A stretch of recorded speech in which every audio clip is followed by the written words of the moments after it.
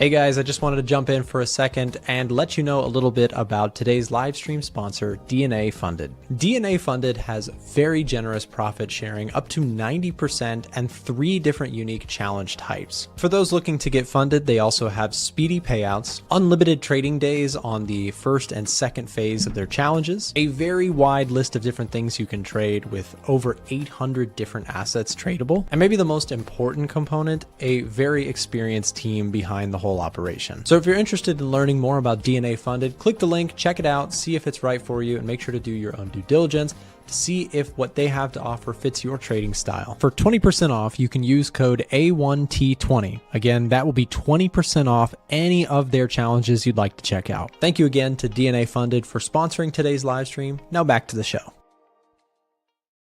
All right, everybody, welcome back to another live stream. Happy, what's today? Today's Wednesday. Just real quick, if you could let me know if you can hear me and see me okay. Got the at-home setup, which still kind of finalizing, still in the works. But I think we're good. Oh, we got the live chat on the screen here. Check that out. Kind of interesting, huh? You saw that was a new feature that StreamYard offers now, which is what we stream on. The only challenge with this, right, is that this item that we've got there, we can't move it. So if it was, you know, up to us, we would put it like over here. But for now, it's right there. So we might need to turn it off today, but in the future, we will probably find it, especially if they make that an adjustable feature. I think it's pretty cool. Anyways, hope everybody's doing well, and thank you for the feedback. All good. You can see and hear. Good to know. On the intro, you saw, of course, our sponsor here, DNA Funded. If you're looking to get funded this year, make sure to use that promo code that we've got with them. It is a pretty good promo code, A1T20. Gets you 20% off any of their challenges. So check them out if you have not already. So quick look here out of the gate. Let's just take a look at how everything's doing this morning. So you've got stocks a little bit lower here today. S&P 500 off about 0.5%. Same thing with the Dow Jones and the NASDAQ. Russell's also lower. Dollar still kind of trending down, and gold still kind of trending up. You know, that's been a theme this year that has been, you know, surprisingly resilient, has been the gold strength, right? On a relative basis this year, you know, stocks at one point were just completely crushed. At one point for NASDAQ, we were down like 20+% on the year or something like that. The NASDAQ and the S&P 500 have come a long way back. It's been a very, very impressive bounce back for U.S. equities. But arguably more impressive, well, actually just objectively, if we're looking at percentage returns, gold has been a monster. I did a breakdown here this morning. Let me see if I can find this. So just a heads up. Guys, the Telegram channel has been blowing up here recently. We hit 40,000 subscribers the other day, and then 400 more people joined us in the Telegram. And I'm super excited. Also, it's going to bother me if I don't remember to do it. I'm going to go, hold on. I'm going to go settings. I don't know. Does anybody else prefer the dark mode on Telegram or any of the, I just prefer dark mode in general. Hold on. Okay. Enabled auto night mode. You need to disable first. Okay. Like, isn't that just so much better? Am I just crazy? But anyways, yeah, I'm just a dark mode person. It hurts my eyes less. And I need that because, especially like with what I do, being on camera so much, there's also, you can't see it, but you see how my face is like lit up. There's always kind of a headlamp of white light on me. So I'm like, okay, I got to at least make my screens a little bit less, you know, otherwise I'm going to, if I had everything in white mode, I'm pretty sure I'd be a tan person, which I guess might be a positive. Like I might have a little bit more color than I do if I had something on white mode. Anyways, Join the Telegram channel if you didn't already. This morning, I asked the crowd, I said, what would you like me to analyze today? And gold was a clear winner.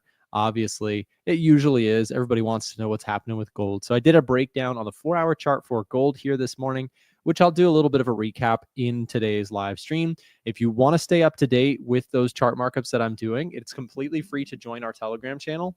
We just dropped the link, or actually we can drop the link here now in the chat for you guys to join us there. Again, we just hit 40,000 subscribers on Telegram, which is really cool. But anyways, let's talk about gold here. Again, there's the link. It's in the chat. If you can't find it in the chat, it's also, or if you're watching this back at a later time or on a different device, it's in the description as well. So gold's trading at 3,300 an ounce. It's had a nice bounce back. I mean, from these lows, that's a pretty good rally, right? You're talking about almost a 6%, well, it was a 6% rally, $190 move in the price of gold at one point. It's a pretty good bounce back considering, how far we had fallen in terms of a Fibonacci retracement from the highs, which this might be better to do on the 4-hour chart. So here is, let's just go off this high, right? This high bears, this would be a level to watch. So, okay, I'm not bearish on gold. I'm also not very bullish on gold. I'm incredibly neutral on gold, but I want to give my best perspective on, the bull and bear case to consider here. So you got the 61.8% retracement coming into play here. We had a big drop, pushed through those lows, right? That was pretty bearish. But then you had this level of resistance. We talked about it a lot, that 3250 level of resistance held really well on the way down. But then we broke out, right? So bulls look strong here. But the challenge here is, like, let's look at the 4-hour chart. We haven't really decidedly broken out if we're looking at some key things. So for example, if we draw this trend line, right, it's pretty clear trend line. It doesn't matter if you draw it across the extremes of the highs or if you draw it across the bodies of this candle, right? This is the challenge of trend lines, is they can be drawn many different ways. Let's just go with this, right? The point is, what that would suggest is you have a little bit more upside potentially, but then sellers kind of have some strength here. The trickiness here is that you're sitting at the 61.8% retracement. You are in a market that has put in some lower lows, but now is sort of breaking out. So is this chart bullish or bearish? Let me ask the crowd, what do you guys think? Does gold look bullish to you, bearish to you, neutral? What do you think? And I don't have a side on this one. I'm very neutral on gold, but I'm trying to give you guys the breakdown because it is, of course, a very popular chart that a lot of the audience watches. So let's move the fibs for a second. I'll give you my 4-hour chart breakdown. So I do think that these previous highs are big, old-fashioned supply levels. I think if you rally up into that region, like let's just say we got a breakaway move, barring that we don't have some sort of major catalyst, like a war breaks out or something crazy, I would actually take these areas as opportunities to say, okay, we are definitely more likely, in my personal opinion, to top out around these areas than to break to new highs. So again, my bias here, and I'm not saying like, 90% chance that if we come up here, we just drop. That's not what I'm saying either. I'm just saying like maybe 60%. 60% chance that if we were to rally up into these areas, my best guess, 60%, which is, for me is good enough. 60% chance that we reject those highs. Now, at the same time, if we fall into these lows, I would say the same thing. I'd say that if you fell back into these key areas that we previously found support, I would say likely we are to also respect those lows. Does that make sense? Why? Why am I so neutral? Well, the neutrality, if you will, I'm Switzerland on gold because basically, which is ironic because Switzerland has a lot of gold, but the neutrality comes from the fundamentals and the sentiment. First, I want to show you the sentiment. So this is a little bit of an interesting development that we see on gold's sentiment. So we're looking at the put to call ratio for gold. And remember that the way to read this, if you're new to my channel, I reference very frequently the put to call ratio, because it shows you straight up the market sentiment in a really constructive way by looking at the options market surrounding gold, ETF, GLD. So we have a lot of volume on this. We have a good idea of what market sentiment is by looking at the put to call ratio of the gold ETF on the options market. If that sounds convoluted, if it sounds like a lot of words, don't worry. It really is pretty simple. If people are buying calls, they're bullish. If people are buying puts, they're bearish. When this chart goes low, that suggests that there is a high demand for calls. People are very bullish when this chart gets low. When this chart gets high, the crowd is very bearish. And I personally, so I wrote this up in our Telegram channel, which, by the way, as people just probably have recently joined, if you have not joined the Telegram channel, take 2 seconds to subscribe to it. We're putting out free value each and every day. So take a second to look at that. So I put in this chart markup. I selected gold, right, in the put to call, and I noticed that we stretched into kind of this extreme greed scenario. So as we look at the put to call, we see a strong presence. A lot of people are out there buying calls, specifically on GLD, which is an ETF that tracks gold. So I see people buying gold aggressively. Also, if we could drop the link really quick to the Telegram one more time for people in the chat that would like to grab access to that, that would be awesome. So anyways, let me finish my thought here on gold, right? So put to call ratio suggests, what does it suggest? Well, it suggests that sentiment is stretched in the bullish mannerism. What I mean by that is people are out there buying calls. People are bullish on gold right now. Okay, what else? Well, sentiment, that would suggest what? What does that suggest to me? So I use the put to call ratio as a contrarian indicator. When everybody starts to get bullish, I get not necessarily bearish by itself. That's not all it takes to get me bearish, but it makes me a little bit more bearish, right? It makes me consider that. So I am not necessarily outright bearish, because there are some positives for the price of gold, I think, but I'm cautious here. Okay, so I don't see a huge upside move coming for gold at this time. Why else do I not see that happening? Well, let me show you. I'm not going to get into the weeds with it. I'll try and stay high level. But when we look at the US economic heat map, what we'll see here is that there's a very mixed story for the dollar.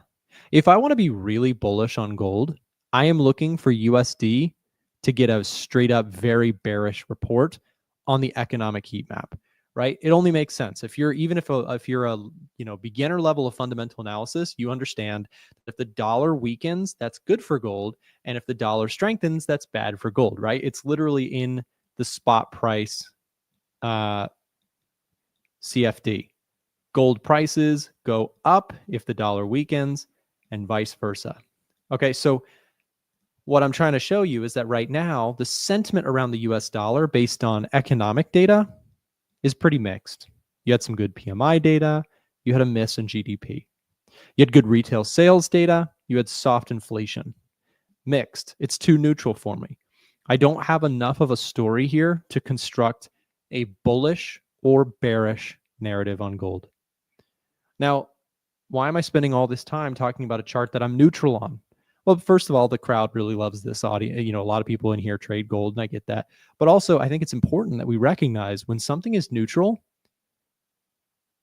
explain it to yourself as why it should be neutral, why there's no trade for me to take here in terms of a strong, I'm bullish on this or I'm bearish on this. It's okay to acknowledge sometimes charts are just not tradable. And for me right now, gold is disqualified from possible trades. I hope it comes back. I love trading gold. It will come back. It just is not ready yet. There's nothing, at the ready for me in terms of trade setups. Let's take a look at oil. Oil is another one that I am more convicted on. So if I go back to our top setups algorithm here, and let's add in commodities here. So oil is getting a bullish reading. That's a +8 score. The commitment of traders data shows institutions are buying oil. We've got retail positioning, which we could pull that up on the put to call ratio if we wanted, showing What this is going to show you, this positive retail sentiment score is going to show you that people are actually betting against oil. So let's just do that reference really quick. Why oil? Why is oil getting a bullish reading? Well, what we can see here is that we're not in over extreme. And by default, oil's a +1 in sentiment. If it goes under here, it will get a -1. And if it goes up here, we'll get a +2. Why is it default? Because by default, long-term, commodities should rise. And so that's why it's at a neutral, it's not in an extreme reading, just kind of neutral sentiment. Anyways, when we go back to the top setups, right? Oil, we can also see manufacturing PMI data, services PMI data, retail sales data, employment change data. These things are positive for the price of oil. GDP knocks us a point because it's lower than expected. Inflation knocks us a point because it cooled off, which is not as positive for commodities. But the overall story is bullish enough. And so what am I looking for on oil? Well, you guys who have been watching, if you watch every day, it's like watching paint dry. I'm waiting for this chart to break out. Give me a breakout, any kind of pullback. I am a buyer of oil. And the beauty here of catching a possible breakaway move like this is that if you catch that, the upside is humongous, right? You're talking about a really big move here if we were to go from this level back to test these kind of start of the year highs. That's a 26% move in the price of oil. So I do see more upside for oil prices.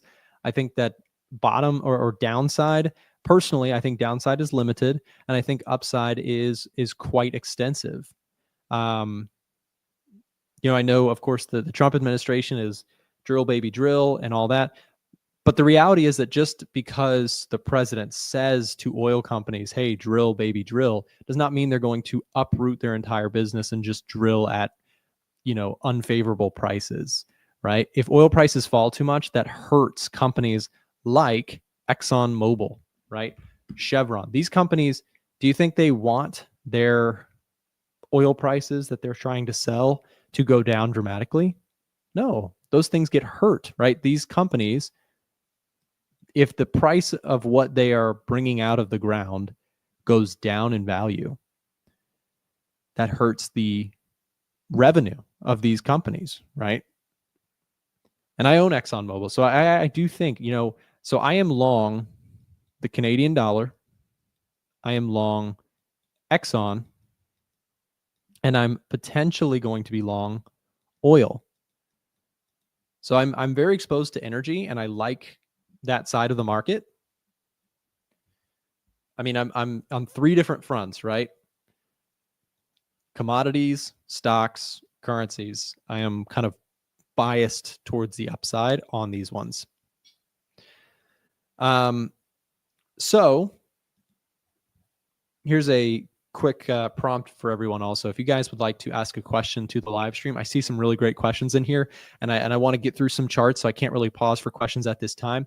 If you have a really good question that you would like to ask to the stream, we'll drop a link here right now to where you can drop that question, and I will do some of those questions in the next 10-15 minutes. So stick around if you have a question. I do see some really great questions in the audience right now. In the chat, and I'm just trying to not pause the stream and answer questions just yet. I want to try and get through some charts. Really helps to just structure the stream a little bit better that way. So S&P 500 is our next chart to take a look at. I'm watching this one close. Would love to see if we could get a pullback to like 5,800, 5,700. These are areas where I may take a stab on the long side. I'm still very bullish on indices. If we go take a look, let's just isolate indices for a second. So we've got Dow Jones, which is down a lot today. I think, is UNH down again? I think it is. NASDAQ, very bullish. SPX, very bullish. DAX, Russell. I mean, we've got this right here. If we get some downside for indices in the next few days, that's where I have like some of my most convicted setups at this time. So if I go take a look at S&P 500, now real quick, why? Why are indices so bullish?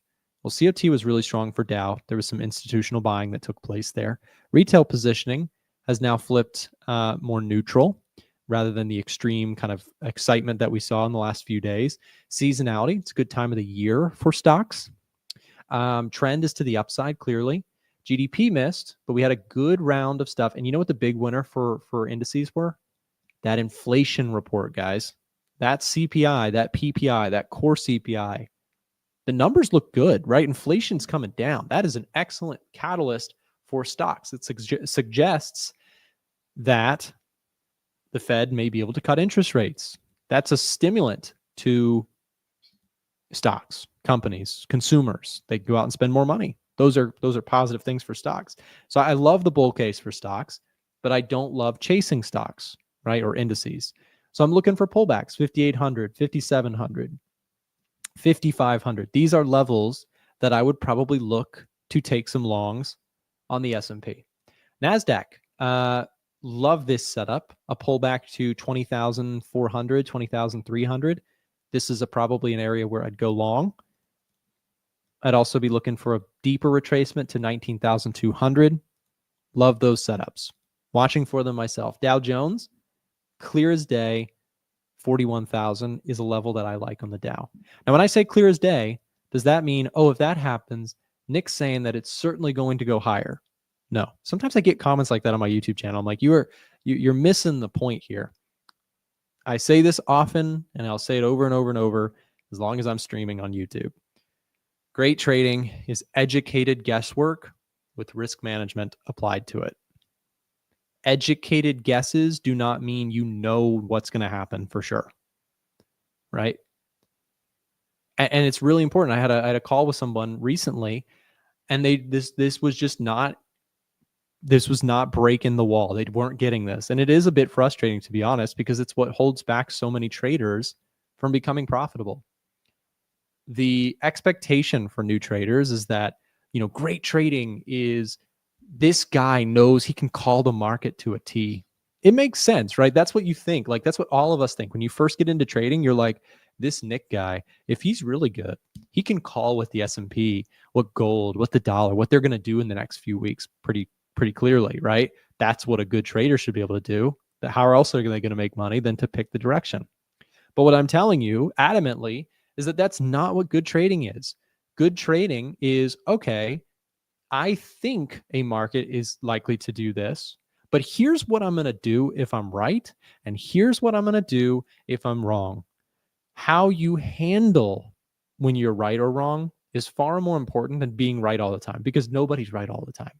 The reality, the big secret of markets, they're incredibly difficult to predict. They're really, really hard to predict what's going to happen. So don't base your entire idea of profitable trading off of, can this person, call the market every day?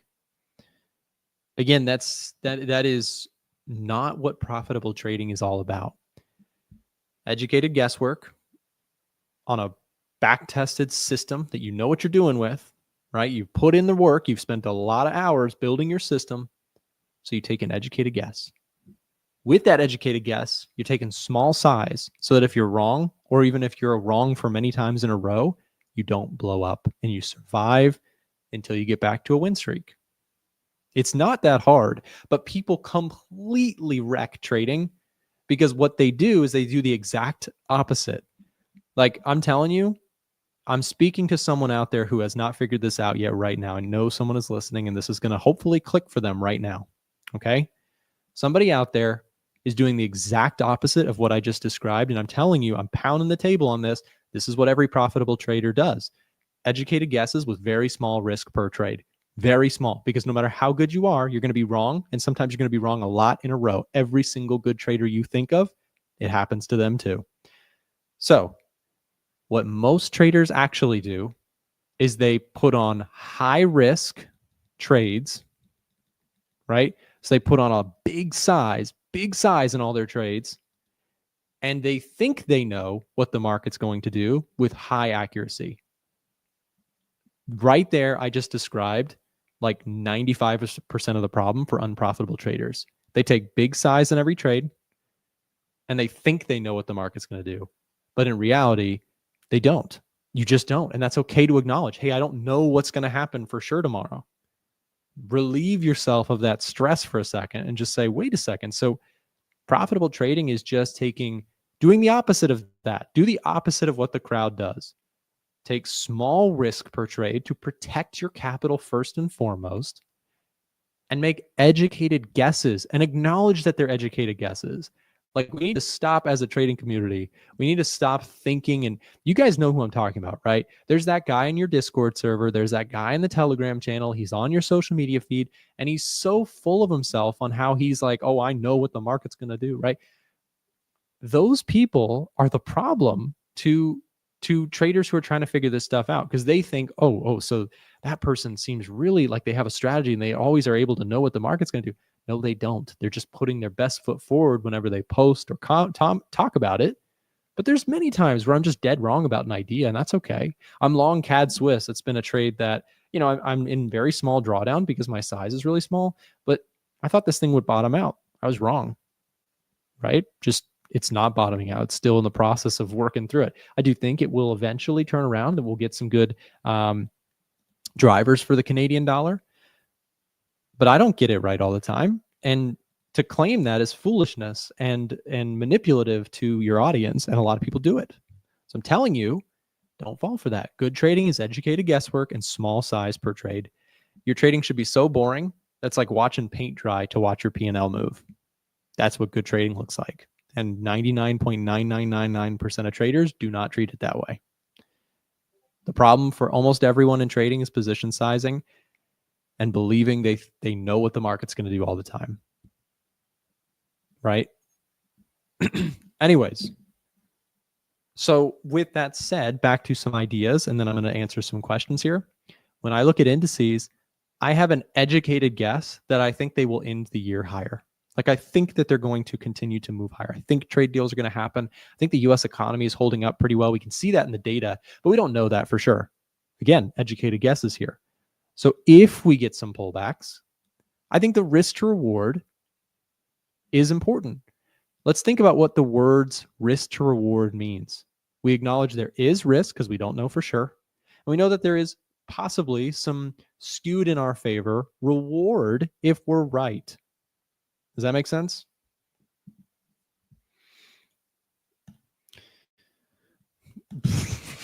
Nick, your net worth.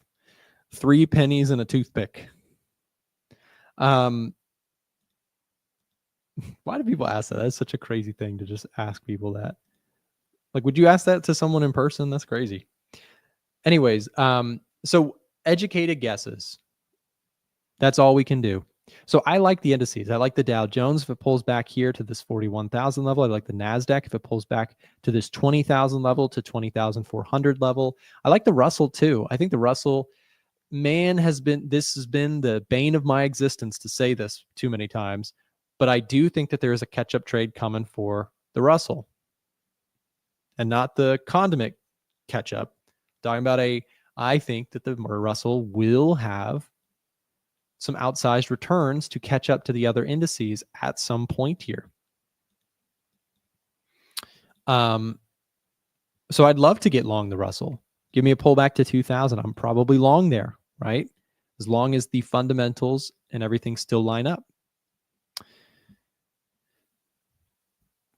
Also, I mentioned this earlier in the stream, but I'm just going to remind everybody who is here with us now. If you're not in the Telegram channel, come join us completely for free. We just hit 40,000 subscribers in the Telegram channel. I posted a chart on gold this morning. Alan from our team will also be posting in here.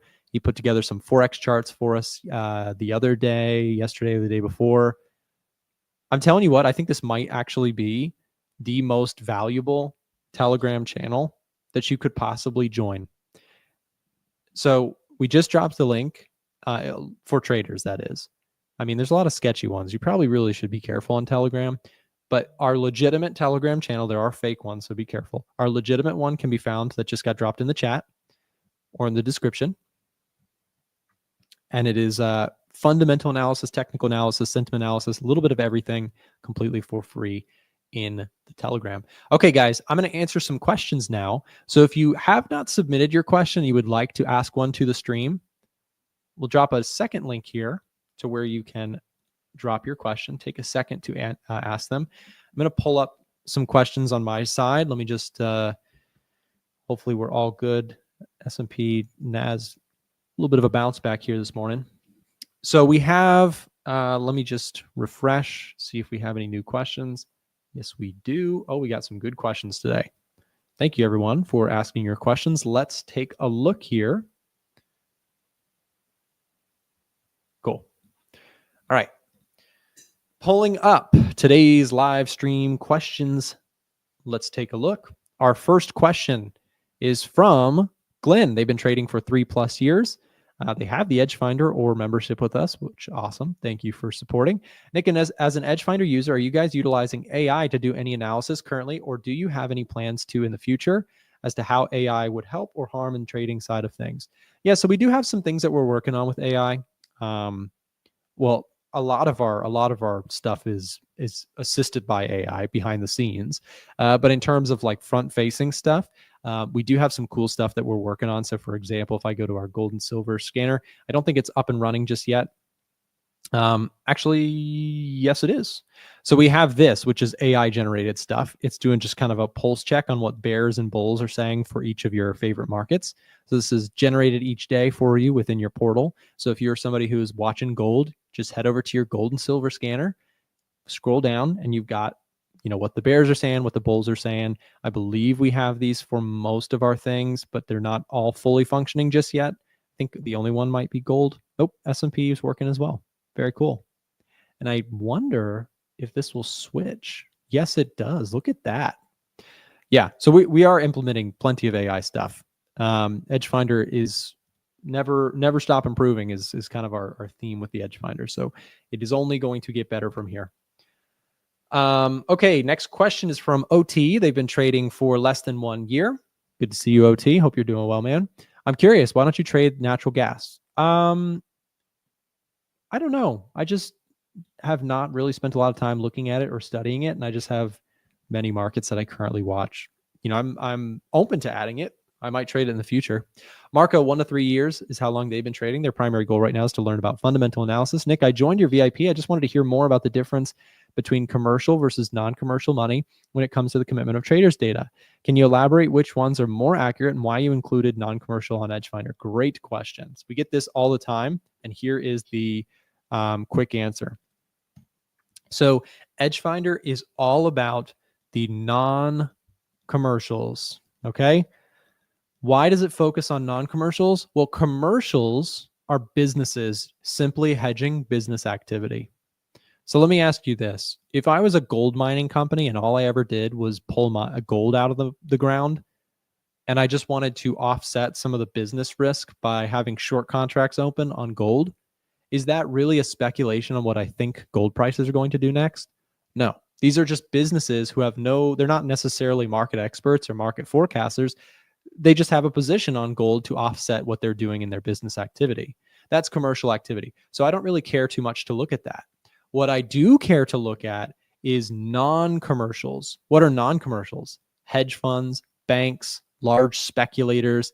These are the people that are making predictive calls on where markets are likely to go next, and they manage money, right? They manage money for the intention of making money in the markets. I care more about that. So that's why we focused all of our efforts on focusing on the non-commercials, because the commercials are simply just hedging their positions and typically just fade whatever's happening in the market. There's really not a lot of interesting stuff on that side of things. By the way, thank you, Marco, for being a member with us in our VIP group. Appreciate that, and glad to have you in there. Samir says they've been trading for less than 1 year. How can beginners develop a trading strategy? So in all honesty, right, the biggest thing I can say is get into your back testing. Again, I talked about this earlier, but most traders, the biggest mistake they make is they have huge risk on every trade, and they think they know what the market's going to do. If you get into a back tester and really spend some time trying your trading skills out, what I think it's going to honestly do is humble the heck out of you like it did for me. When I got into a back testing software and I really tried to test my systems and strategies and expert advisors, when I really got in there, what I realized is, oh my gosh, this stuff is hard. Trading is way harder than it looks. And you can learn that through back testing. And then you can find out, more importantly, first, what doesn't work. And then slowly but surely, you can build and find a strategy that has a positive return over time. And you're more likely to do well with that. You also practice risk management and back testing. So the biggest thing I can say is go back test. Get a back testing software. You can do it for free if you just want to scroll back and do stuff by hand. But I would really encourage you, if you're very serious, consider checking out Forex Tester or TradingView Replay. But yeah, that's the honest answer. Paul's been trading for 1 to 3 years. Their primary goal right now is to learn about fundamental analysis. Hi, Nick, when you trade indices, are you trading CFDs or ETFs? Because most brokers I notice only offer CFDs, which have swap fees. What do we do in this scenario? Yeah, Paul, so I am in the United States. I'm not sure where you are, but Paul, if you are outside of the United States, CFDs are like way more accessible. For US traders, we can't even trade CFDs. Those products are illegal to US traders due to the leveraged involved. The US is very protective of its citizens in terms of how much leverage they're allowed to access. I'm not saying that's right or wrong. It's just the way of the US. And the US says CFDs are not okay. So I trade everything over ETFs. Another option for US traders is to trade in the futures market. Downside of the futures market, you got to have more capital for the most part. ETFs can be traded on as little as, $50, right? ETFs are awesome.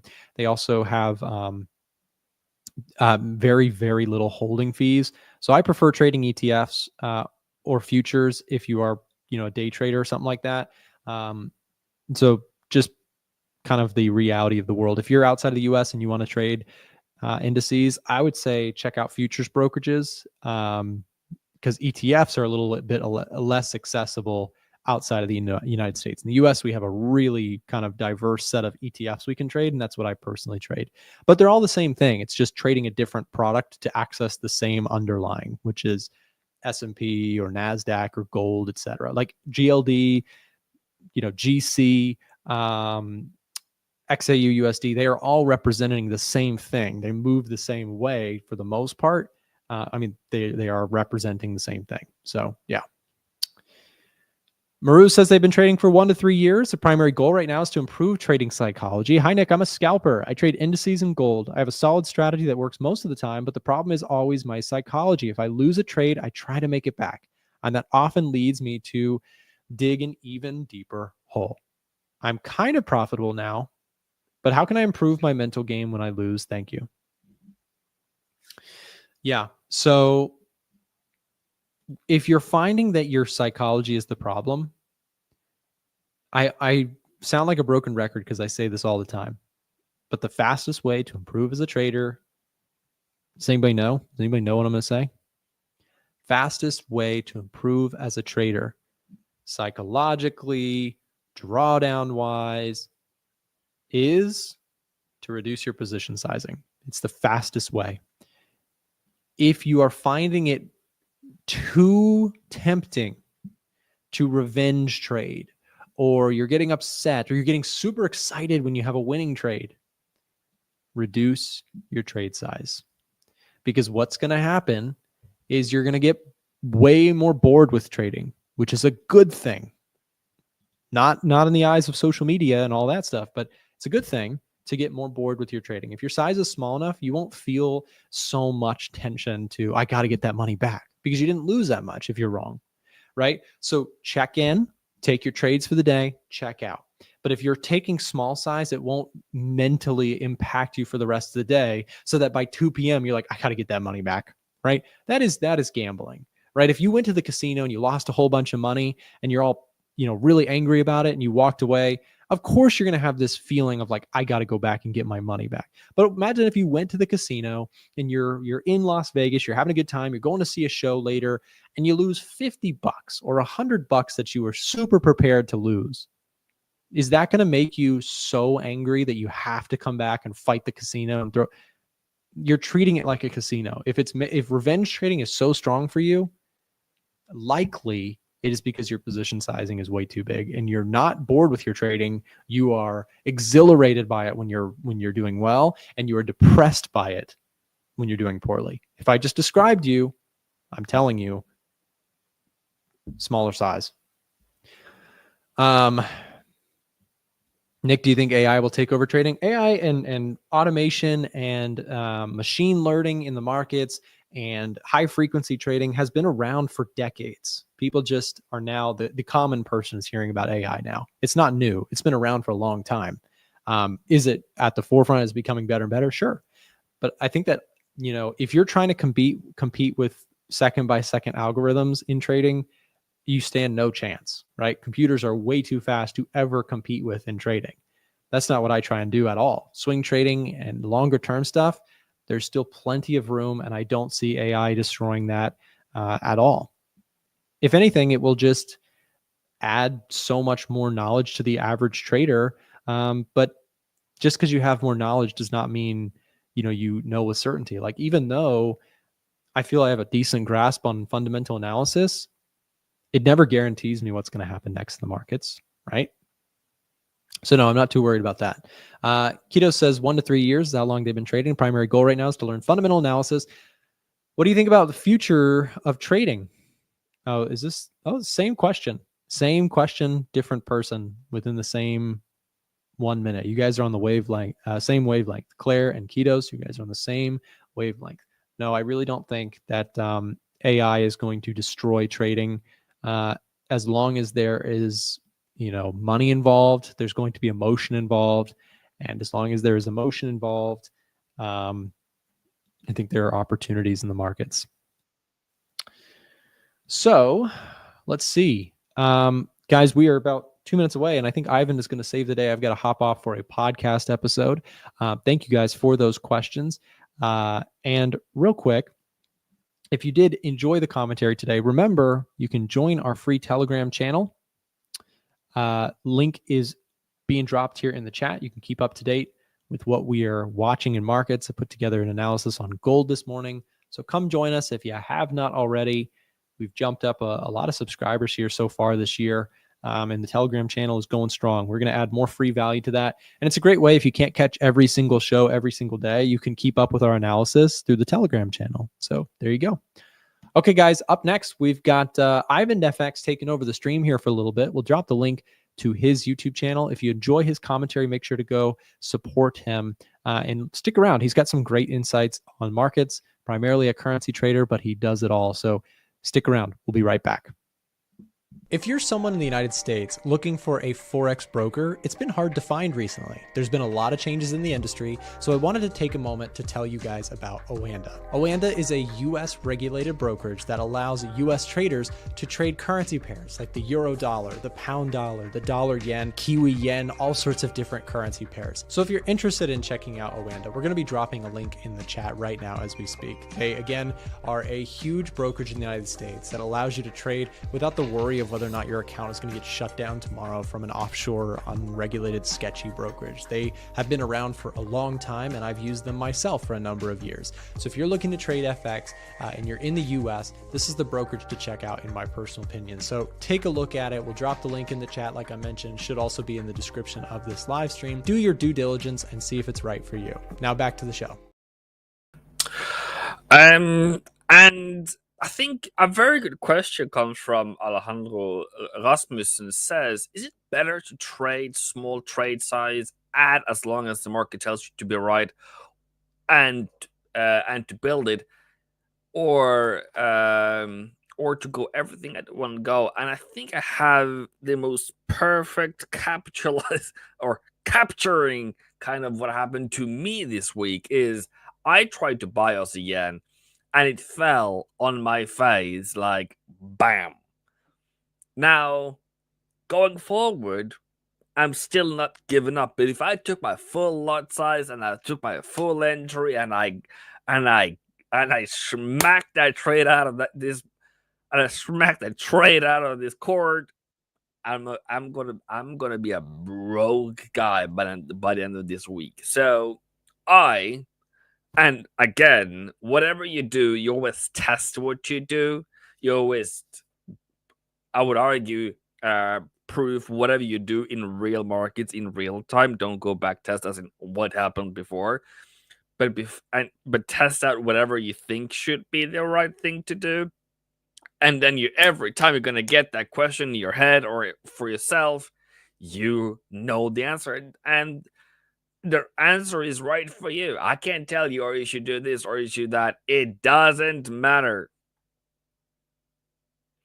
24/7 Betterment says, no, don't buy long term. All yen pairs are heading down in the next days and weeks.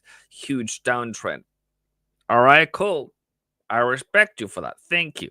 I'll have my losses. I'm sorry. I'll take my losses. I will take the flag. I'll go down with Captain Jack Sparrow. So here I am today. I do believe that what is currently happening in the market, I haven't seen what Nick said, but what I believe is currently happening is that the Moody's situation is taking a bit over. It is sending dollar lower and sending everything else higher. And in particularly yen has been given a bid. So in that sense, should I be buying dollar? Should I be buying yen pair? Sorry. It's all a relative strength type situation, right? I do believe in risk on. I do believe in my seasonality. I do not like what is currently happening to the market in terms of, okay, we have the shit from America, as you can see here, going into yen mostly, and to euro after that. But I'm cautious. What do I mean by cautious? I haven't lost my entire portfolio or my entire life as of today.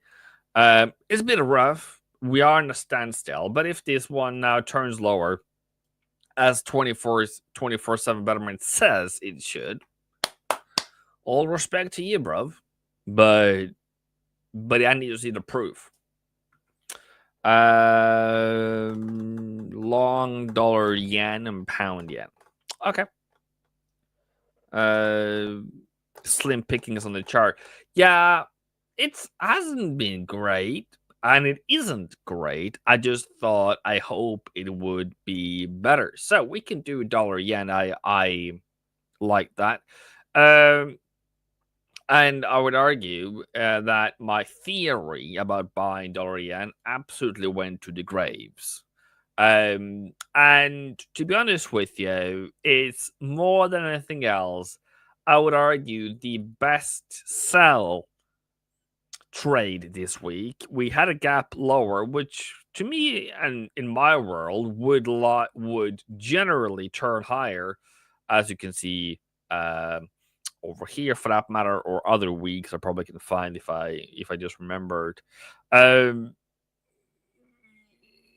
Like this one, for example, here there's a big gap as well, and then it turned higher, at least for the short term. So, okay, that's a bit of an odd thing to happen, but I can agree to that being a part of the different things that's currently happening. So, I would argue, until you have a break higher, until this, and because I don't know how much influence this Moody's downgrade of our safety net is going down from prime.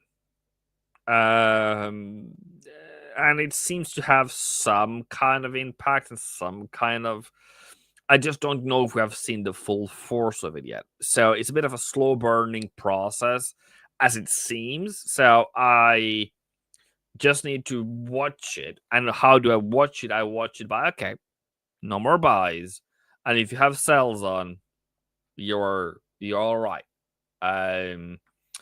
But looking for buys on this one isn't necessarily a horrible idea and process, but I would argue that it's not today. It's not a trade that I would say, oh, great. But this is kind of what you're waiting for. And I would argue that, not financial advice intended whatsoever, but I am more in here. And if we start counting how long time into the future that might be, as about 2 days. So cheers and chill. 24/7 Betterman says, sell every pop up. Okay.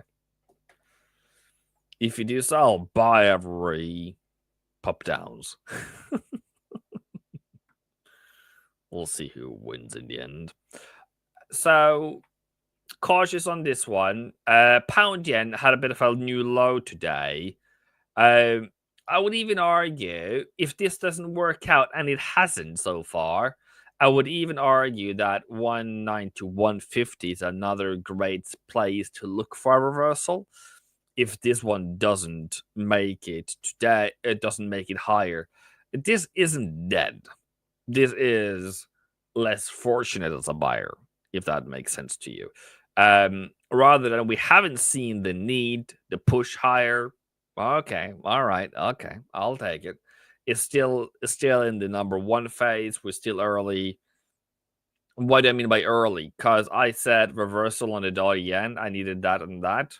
Sorry, that's a bit worse than I thought, but we haven't gone to number 2 pullback yet. Second pullback. That's where I want to buy. So that's number 1. That's number 2, right? We haven't got that yet. So until then, 24/7 Betterment might be right, and I'll be licking my wounds. What do you think about British pound, US dollar? I would say bullish, but that goes against my dollar bullish theory. But it's definitely in the world of, okay, what if dollar falls? This one should be bullish. What about this week's targets? We have already hit, I guess, and I bet weekly target for buyers. What does that mean? It means that we can go higher, we can also go lower, but the move that was created and thought about on Monday is over. We're about Wednesday now, so I would argue that we should probably come down to a good level of 133.50 and then going higher if you're thinking, yeah, dollar bearish is a good thing to do. But I'm not in that camp. So that this is the most likely outlook at the moment. It's against what I believe should happen to the dollar. And until I see a full reversal, I can't touch it, bruv. GJ can't get through the 200 EMA on the daily. Yeah. No, I am 100% agreeing with you guys saying that pound yen is definitely struggling. Pound dollar is doing much better, is almost trying to make a new high. But in the same space, we are on pound, and pound to me has become a bit more mysterious than I would like it to be, because they are currently cutting. Bank of England is currently cutting. We are seeing a bit of an improvement in their fundamentals, for that matter, and we're seeing range or even bullish tendencies in a cut. So I would argue if I add dollar to this one, and dollar is on the opposite side, so I need to have a new price scale, and I will invert it. Invert scale. This is more than anything else a dollar move. I think that's pretty obvious right now. So am I? Well, slightly then, I guess. But more than anything else, I would argue this is a dollar move. So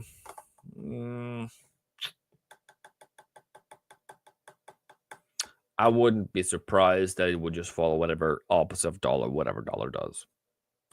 So there is that. So back to what I want to talk about today. I said higher high and higher lows on S&P, right? And everyone that was there Monday say aye.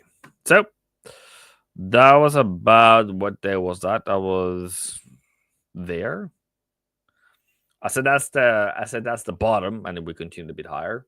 It's a bit funny, but yeah, that was about Monday. We're now coming back into another pullback. I don't think this pullback is even great pullback, but okay, it does its thing. So whatever attempt that is, I'm not going to say I want to buy it here, but it is still rising, still still doing what I wanted to do. And if it breaks 20,800, I will be a bit more. But until then, whatever opportunity higher is kind of what I'm looking at. And I set from about, what was it, April or so? That was about there, I think it was. Was 24th of April, 4th of April, 9th of April. It wasn't there. It was when it popped, so it would be over here then, I guess. When I said we are just going to go higher. The bearishness is over. And it was possible for some time, and then it continued higher. And that continues to be my theory. I only problem now is this 21st of May. I really want this one to come down a bit so I can get a better price.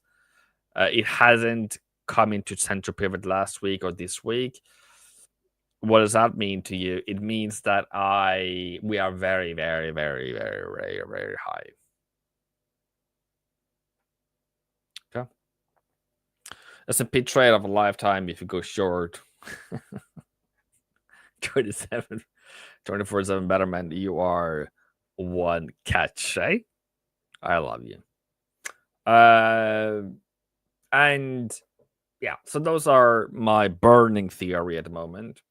Pound S&P higher, Nasdaq higher, probably US 30 higher. I'm struggling with my yen pairs, and I'm letting it be.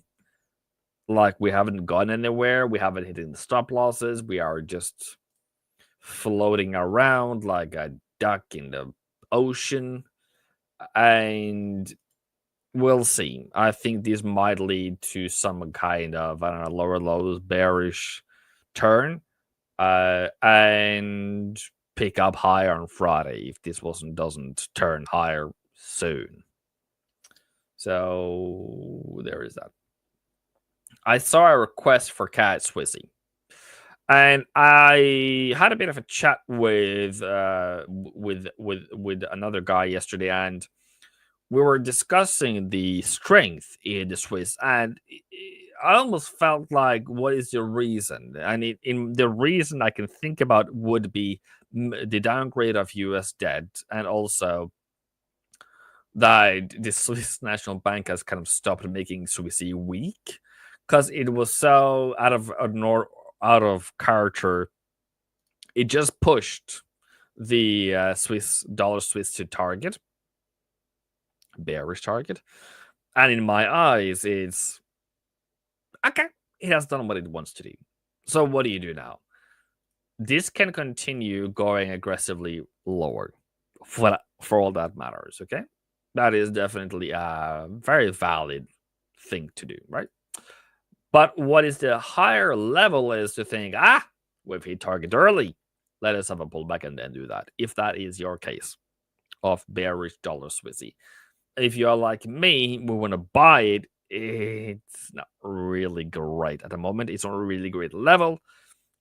It doesn't seems like it's done. And I would argue it's more done at 80-70, if that is even a place for us to look for a buy from.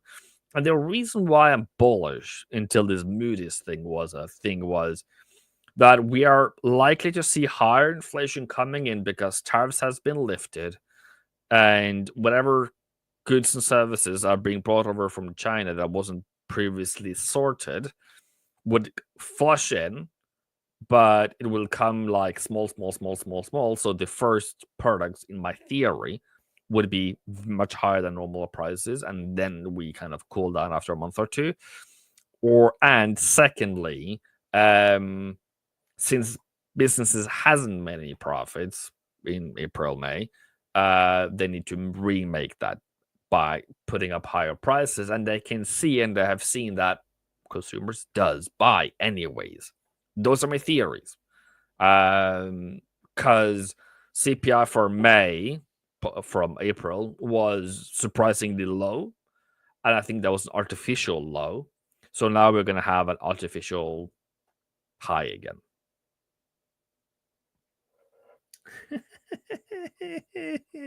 24/7 Betterment says, I'll be here every week.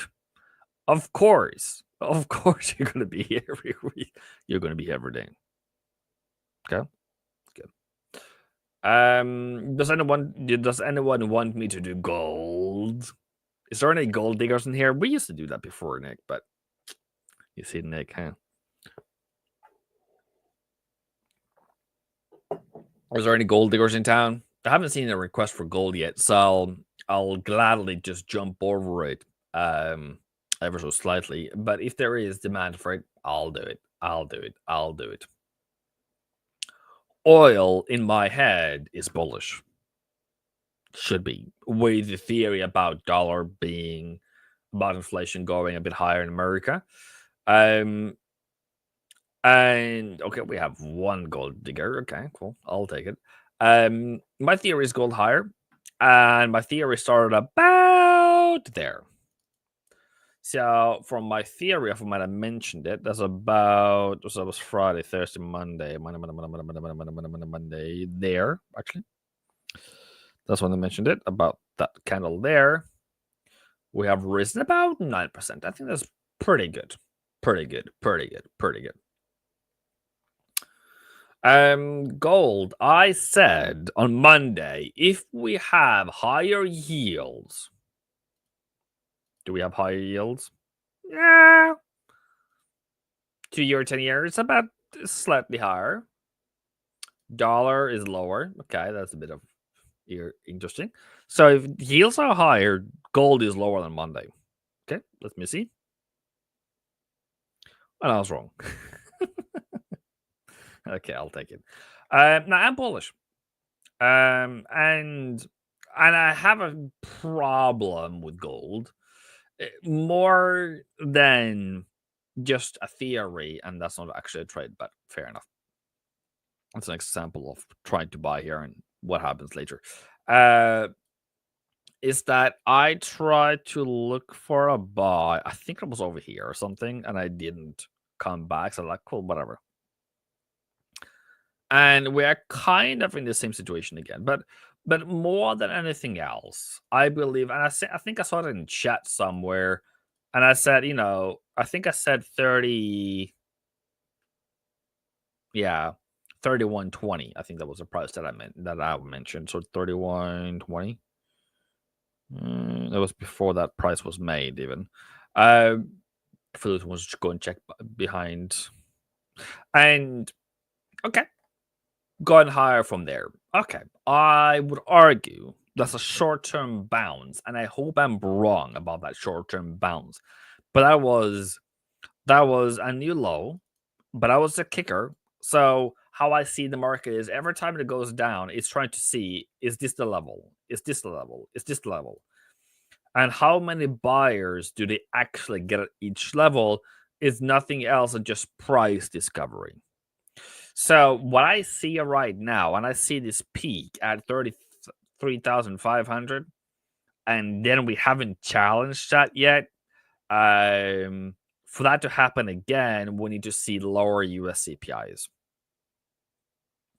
Why do I need lower CPI? Because that drive gold. Or something in the world that would make everything crash. I mean, lower inflation, or in America, or if recession comes in, or whatever bad thing that could happen that could send gold into bajillion. We've had a good run already, by the way. I think we still have a run. I just don't know if we short-term wise, right now this week, is going to be the year where we are going to go higher. What do I mean by that? If we go back to last year, it doesn't really matter what last year did, but we can go back to last year anyways, where we peaked about 19 or 20 or 12th of April, and another peak about 20th of May, which is about today. And then we said June nothing, have to go into July before we start. Okay, so what do you see this year that we saw last year? There's a low about 3rd of May, where there's about peak about 20th of May, and the low is about either 26th of June or 10th of June. So going forward, what am I thinking about gold or any of my currency pairs? I think if we peaked 7th of May, we have a bit of a low on 15th of May. I would say my theory then should be I'm going to wait and I'm going to say either 15th of June or 27th of June should be a day to buy. Does that make sense? If seasonality or if behavior tells me about this time of year we're going to pause, we've already paused. Should I be aggressive? Should I be waiting for everything going higher? If I go back to 2024, so 2023, we have another peak about 4th of May. We didn't have anything coming up in June. We have going into July, it picks up again, but then moves down in August. So there is a pattern here of May being quite horrible for gold. Going into July, okay, not so much 2022, but it goes a bit up into August. Okay, so that means I need to be a bit more on in July, cautious about August. And right now, I know it's going to be a lot of ups and downs, and I'm going to lose money going forward if I try to do anything here. But can't take anything away from a good trader. And if it gives me a good trade, I'll take it. But right now, in the middle of the range, I'll just do this. Easy peasy lemon squeezy. And I'll wait for the market to come to that level. Does it make sense? And if it does make sense, boom. So, euro dollar is currently rising. I do not know where we are going on this. And with my dollar bullish situation, I'm like, well, I'll leave it alone. If you have a position on already from Monday, I think good on you. Good for you. I'm not going to say warn you. I'm just going to say, what if it comes back tomorrow or Friday so that you can buy again on Monday? Like here. So if I was myself, I wouldn't be aggressive now. I'd wait like a patient duck in the grass, waiting for its prey. If a duck is prey, I don't know if a duck does prey things, but whatever. I'll wait. I'll as calm as a duck for Friday or Monday and see if I can get a better price than a high 13.5. But if we continue higher now to 14.5, I'm not even halfly gonna be sad about it. I'm gonna be cool. That's what the market did. It doesn't matter to me. Because what I know, for one thing, matter of fact, more than anything else, like these past weeks, if we hit targets, it's gonna come biting back faster than you can say grandmother. Okay. Thank you. So the value today is patience. Patience. Aussie dollar. Patience. I mean, you can probably look for a buy in here. I know there is a student or two that isn't a buy here. It's not my recommended strategy to use because I can't make a buck in here. But, I mean, you got to do what you got to do. Got to feed the kids. All right. It's probably a fun thing to do, but it's not what's going to bring butter to my plate. So at the moment, for me, I evaluate this one as dead. I will come back next week or another day or whatever, whenever it starts trending again.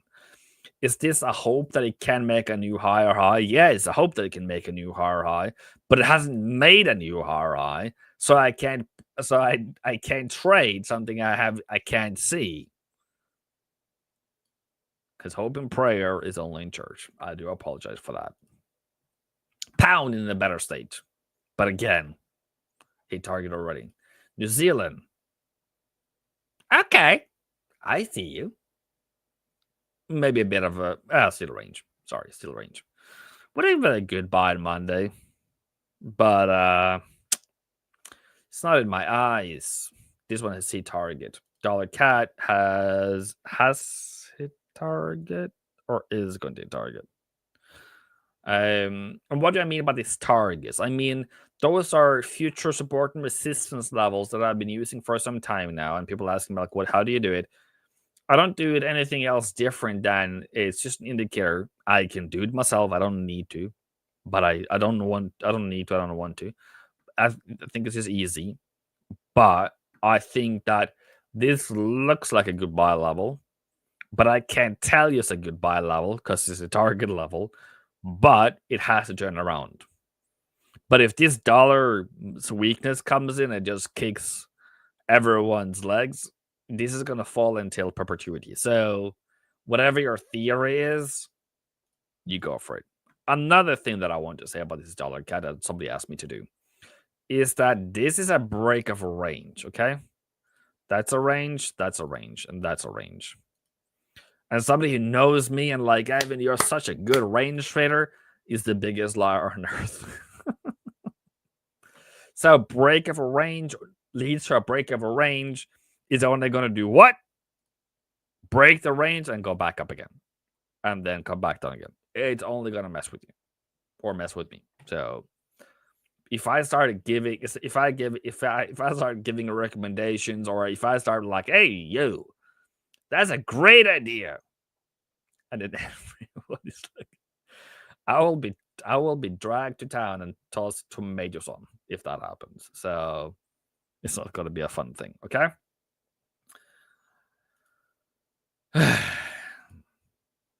I'm waiting for higher highs in Aussie yen. I'm waiting for higher highs in Canadian, which is much more bearish than the other ones. I'm waiting for a higher high on the euro. I'm waiting for a higher high in pound yen. I'm waiting for a higher high in New Zealand yen. I'm waiting for a higher high in dollar yen, though that is the least and the last thing I'm going to buy this week, if I'm going to buy everything close to here. So it is a waiting game. It is fun. It is emotions. It is patience. It is testing every string in my body that is able to say, hey, wait. Have you ever been given a chance to drive a supercar and you're just sitting there like, rum, rum, and you just want to go?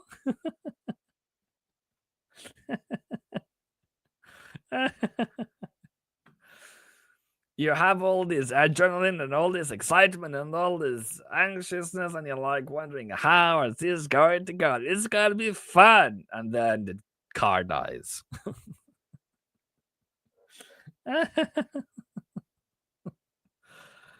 Yeah, yeah, it's funny. Bitcoin bullish. Great. I don't know. Nobody asked for it, but I still gave it to you. I'm giving you limited value. Great. I can state the obvious. Now, I'm bullish fundamentally on Bitcoin as I'm bullish fundamentally on stock market. But this dude is heavily manipulated. He can go down to 150,000 in about 2 months. So I don't trust it. But yeah, same thing as stock market. So if stock market goes up, this goes up. Not entirely true, all is binary, but you catch the deal, right? You catch the deal. So somebody said EuroCAD. And is EuroCAD bullish, my friend? Everyone needs to be here after the loss.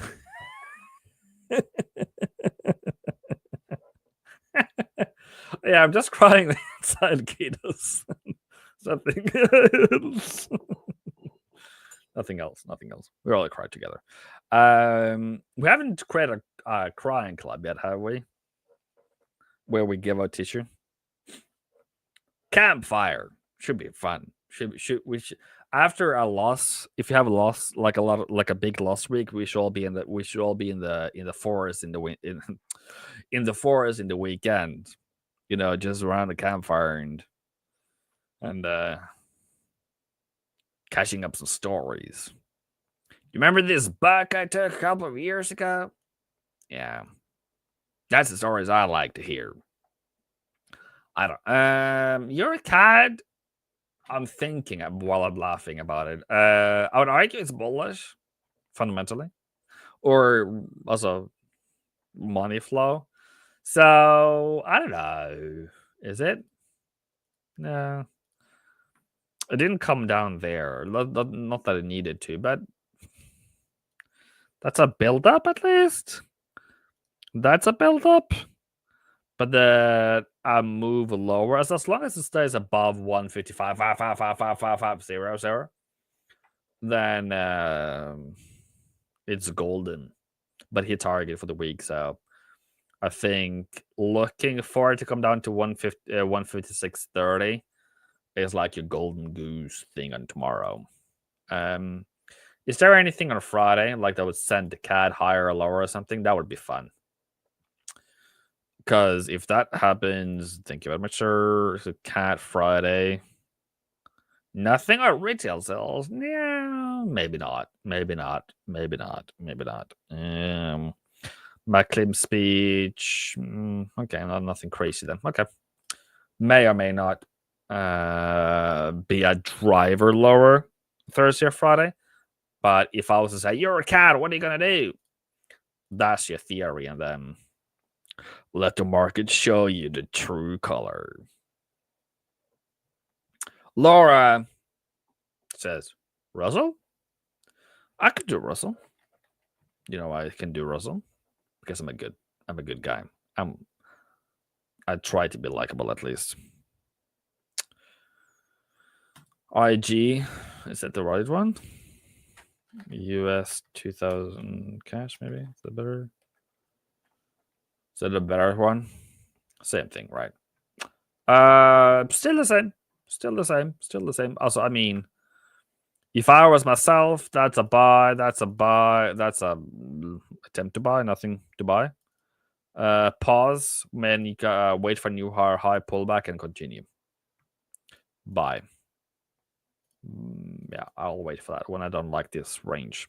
So new high, high low, continue the direction, and boom. There's nothing better than that. No, what I mean by that is when we go into these pauses, let the market show you. Because this says to me, we've hit target. We are wondering. We don't know anymore. We don't want to go anymore. And that's always crazy. That's always not crazy. That's always worrisome that we are peaking. The reason for that is that we're supposed to go down in May. So if I can expect a fall or yeah, if this is about 15th of May like last year, and then we can get a much better price in June or July, I'll take that any time of the day, to be honest with you. What do you think about a recent Moody's rating, so reducing the credit rating from AAA to AA1 and the impact on gold? Yeah, I believe that it should send gold lower, in my theory. No, wait. I can actually. So what I know it's gonna do, it makes dollar fall. It makes the yield of the 10-year, 10Y to 2Y to go higher, which raises the cost of finance. But where do they go from dollar? They seem to have got into Japan. They may seem to have got into gold, and they may have seemed to go into euro.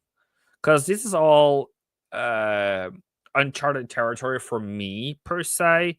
Because it's kind of like, okay, so you're taking away the most secure place in the world.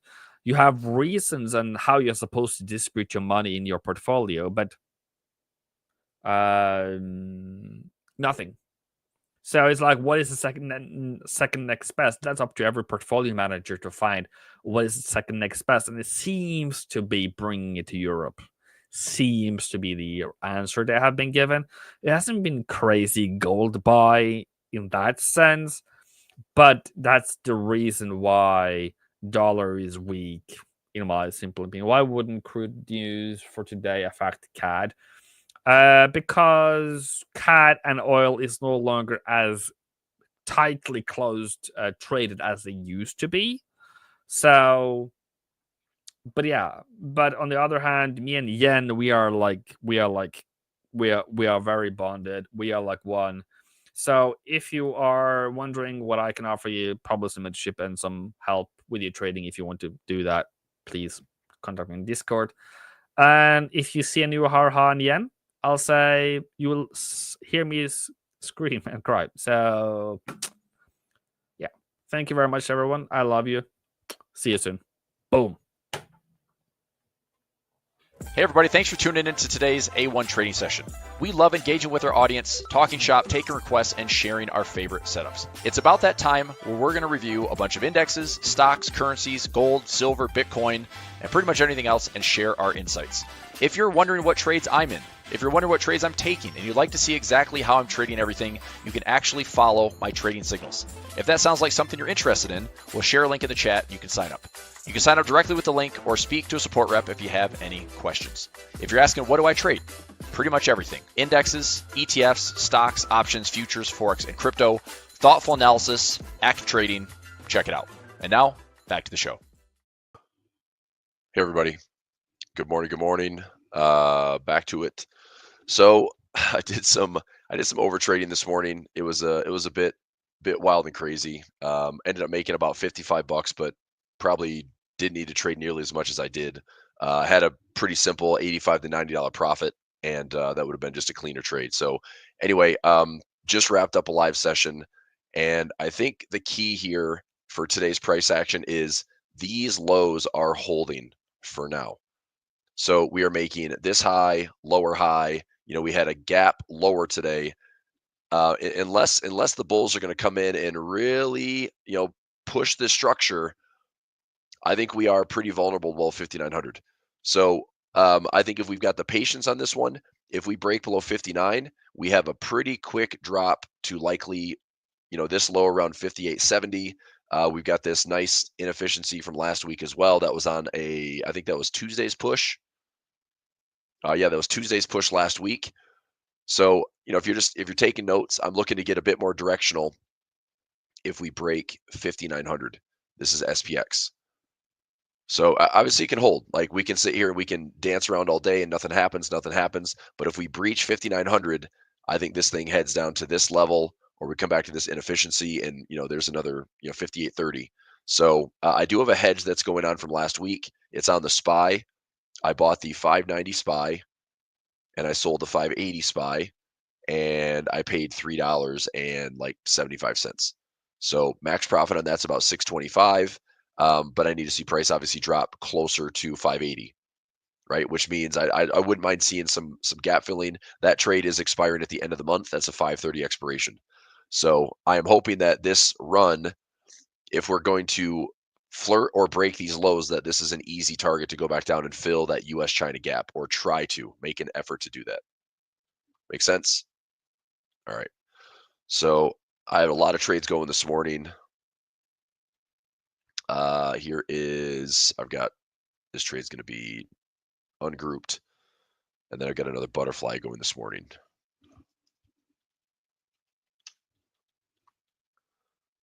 Here we go. So I've got a butterfly on for about 50 cents, and I'm looking to see if we can make a run towards maybe doubling this thing up today. All right, give me a second. That is a 58.85.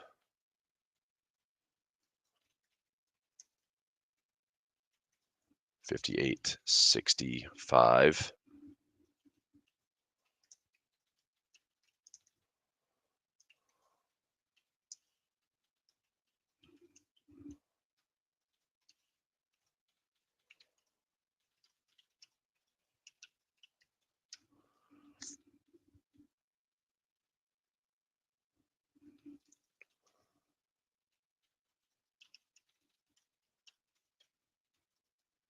Give me 1 sec.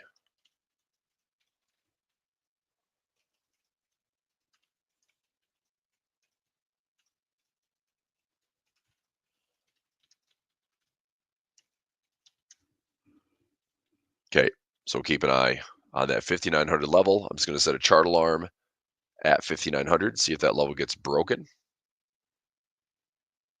Okay, put on some earnings trades yesterday. Baidu had earnings, and I did sell some premium, so we were up, down in the day. Let me check on that one right now, actually. So Baidu,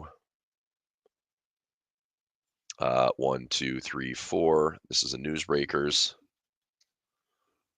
Right now it's up about 40 bucks. I think I've got this one saved.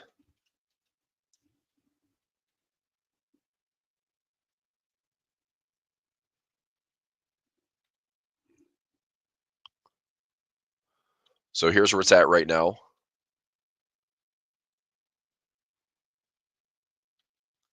So I'm up about 30, 40 bucks on the trade. I might just take the profit. I mean, I can sit and wait for Thursday, wait for Friday.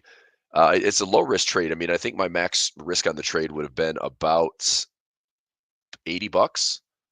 Yes, I mean, heck, I might as well give it a chance. Yeah, max loss is 60 bucks. Max credit around 140. So I'm up about 100% on risk right now, which is not bad.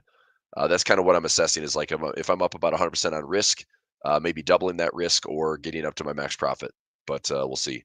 I need price to stay above 86 and below 95. Above 86 and below 95. So let's see where this is at right now. It's up 30 bucks. Let's see. I'm going to try to close this one down for $3.90. Okay, I'm going to put a take profit in there at 390, see if it gets filled. That could happen later in the day. So if we go, let's go towards like near end of day today. Near end of day. It's going to be close. Yeah, we'll be close.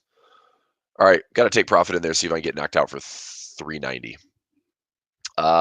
Let's see. Alpha's another one that I put for earnings trade yesterday. I think this earnings is slightly later, so let's go ELF.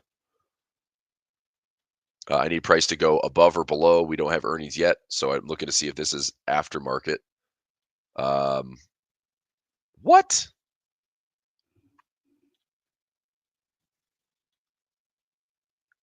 Did they just shift earnings? What the mother effer? I literally priced this out with the earnings for this week.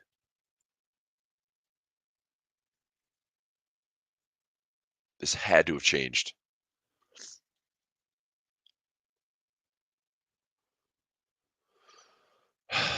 ELF. Estimated earnings dates May 21st after close. That's why I took the trade. You sneaky turds, you. Well, we don't have earnings apparently until next week, so I think I just need to get out of this trade. It doesn't mean no good to have the trade running.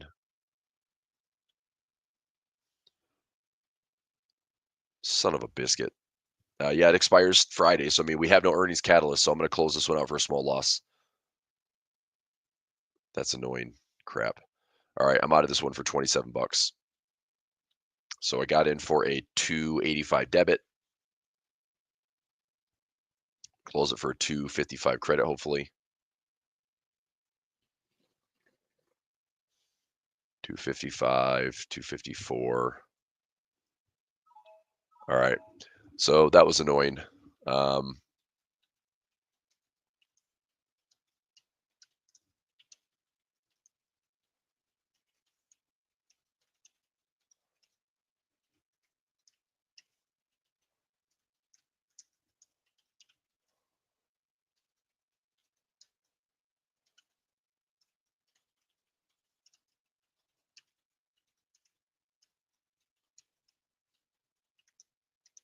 So the entry originally was 285. And I closed it for 254. credit.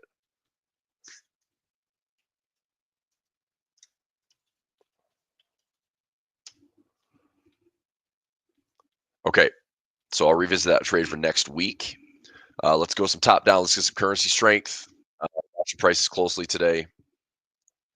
See if I can get this key breakout level at 59, and then I've got a pin price around 58.75. So 58.75, that'd be a sweet little win today if I can get it. Yeah, it may not. I mean, if we go down today, it's like it may not stop at 58.75. So I'm trying to just turn a little profit if I can. So here, this little butterfly.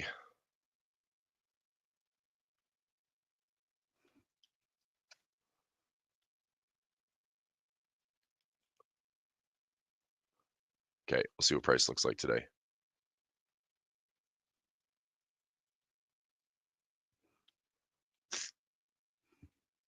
Currency strength. Just a messy currency strength chart today. Swiss was on top briefly, small volatility, 40 and 50 on the vertical axis, dollar a little bit softer. Let's have a look at our euro dollar position. Okay, now up about 150 pips on euro dollar. It's been a pretty clean trade, like I said. Long on euro dollar. If we're heading to this high, if this high gets tested, I'm taking profit and I am canceling those trades. Right, so that is the level that I'm wanting to see. Somebody asked me yesterday, like, is this going to be a big swing on the euro dollar? I mean, you're asking for the dollar to collapse if you think this is going up to like 120. I'm not saying that it can't happen, but I think the likelihood of it going to crazy highs on the euro dollar or crazy fresh lows on dollar index is a little overshot. So I think if this comes up to retest the highs, I want to get out and I can reassess the trade. Okay. All right. Now that butterfly is looking a little bit better. All right, baby. That 58.75 level is starting to line up nicely.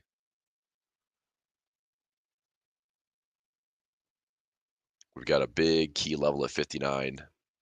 Hopefully we can break there. I wouldn't mind seeing a break. I've got this hedge on as well. This is in Pulver Alerts, the SPY hedge. So this put hedge 590 by 580. It's down $50. I paid $378 for it. So max profit 622. I need to see price go down another $9 and we'll get close to that. I can turn this hopefully into like, I'd be happy with like $400, $500 profit versus trying to go max at end of month expiration. But let's see if we can break that 590 level first today. If we do, yippee skippy.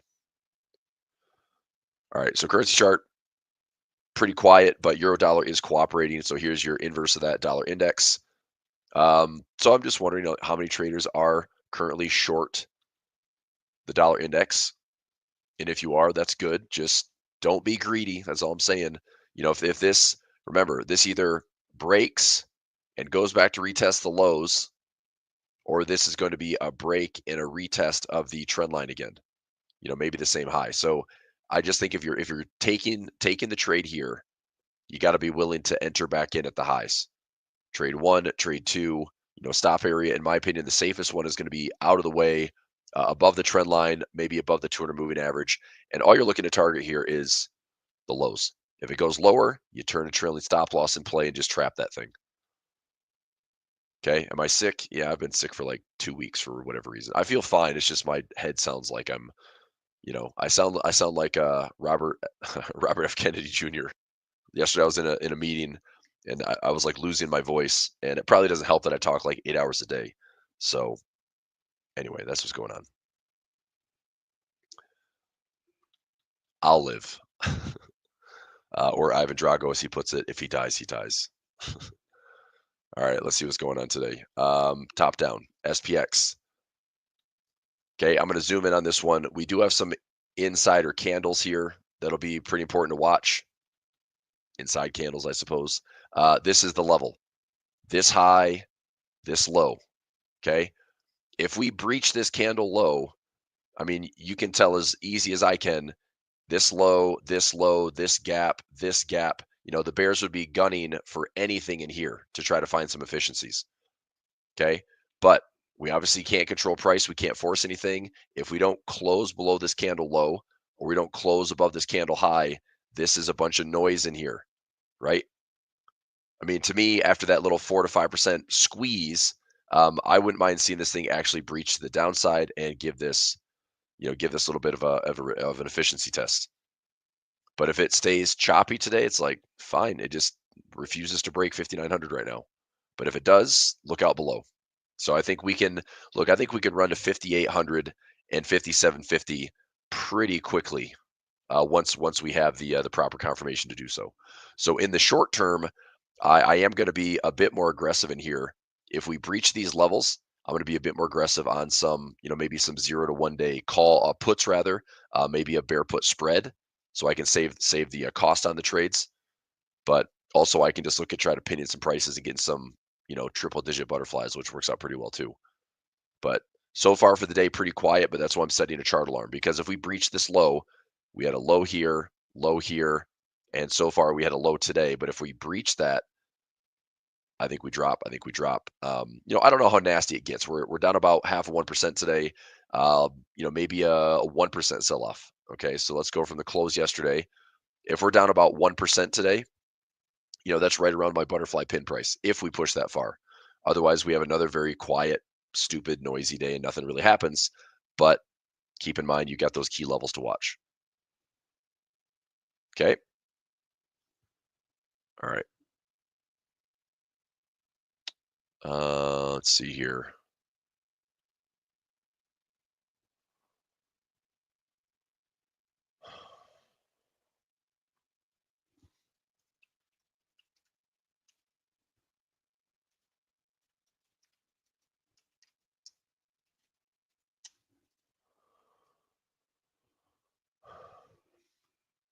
Okay.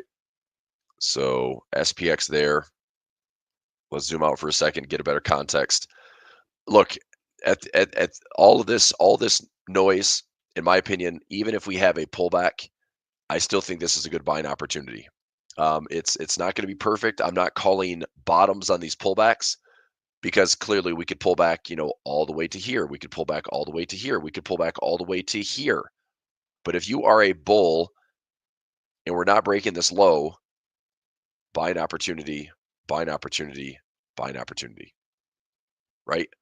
Let's talk positives versus negatives. Why would the market try to reach all-time highs?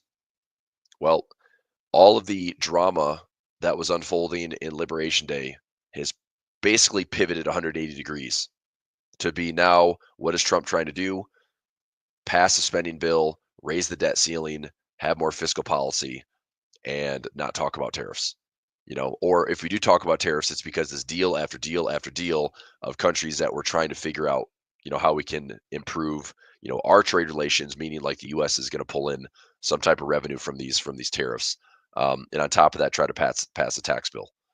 So a lot of things have shifted aggressively from like extremely negative sentiment to now what is pretty positive sentiment. End of day today, we should see the AAII sentiment print as well. And for the first time in 11 weeks, we printed less than 50%. It's still beyond the norm of bearish sentiment, but it's been reducing a little bit, steady each week. But it's still one of the worst stretches of sentiment. Again, I said this earlier, like sentiment is not a signal, but man, when we had extreme sentiment here, it was a good indication to say between that and market breadth, you had a really good buying opportunity.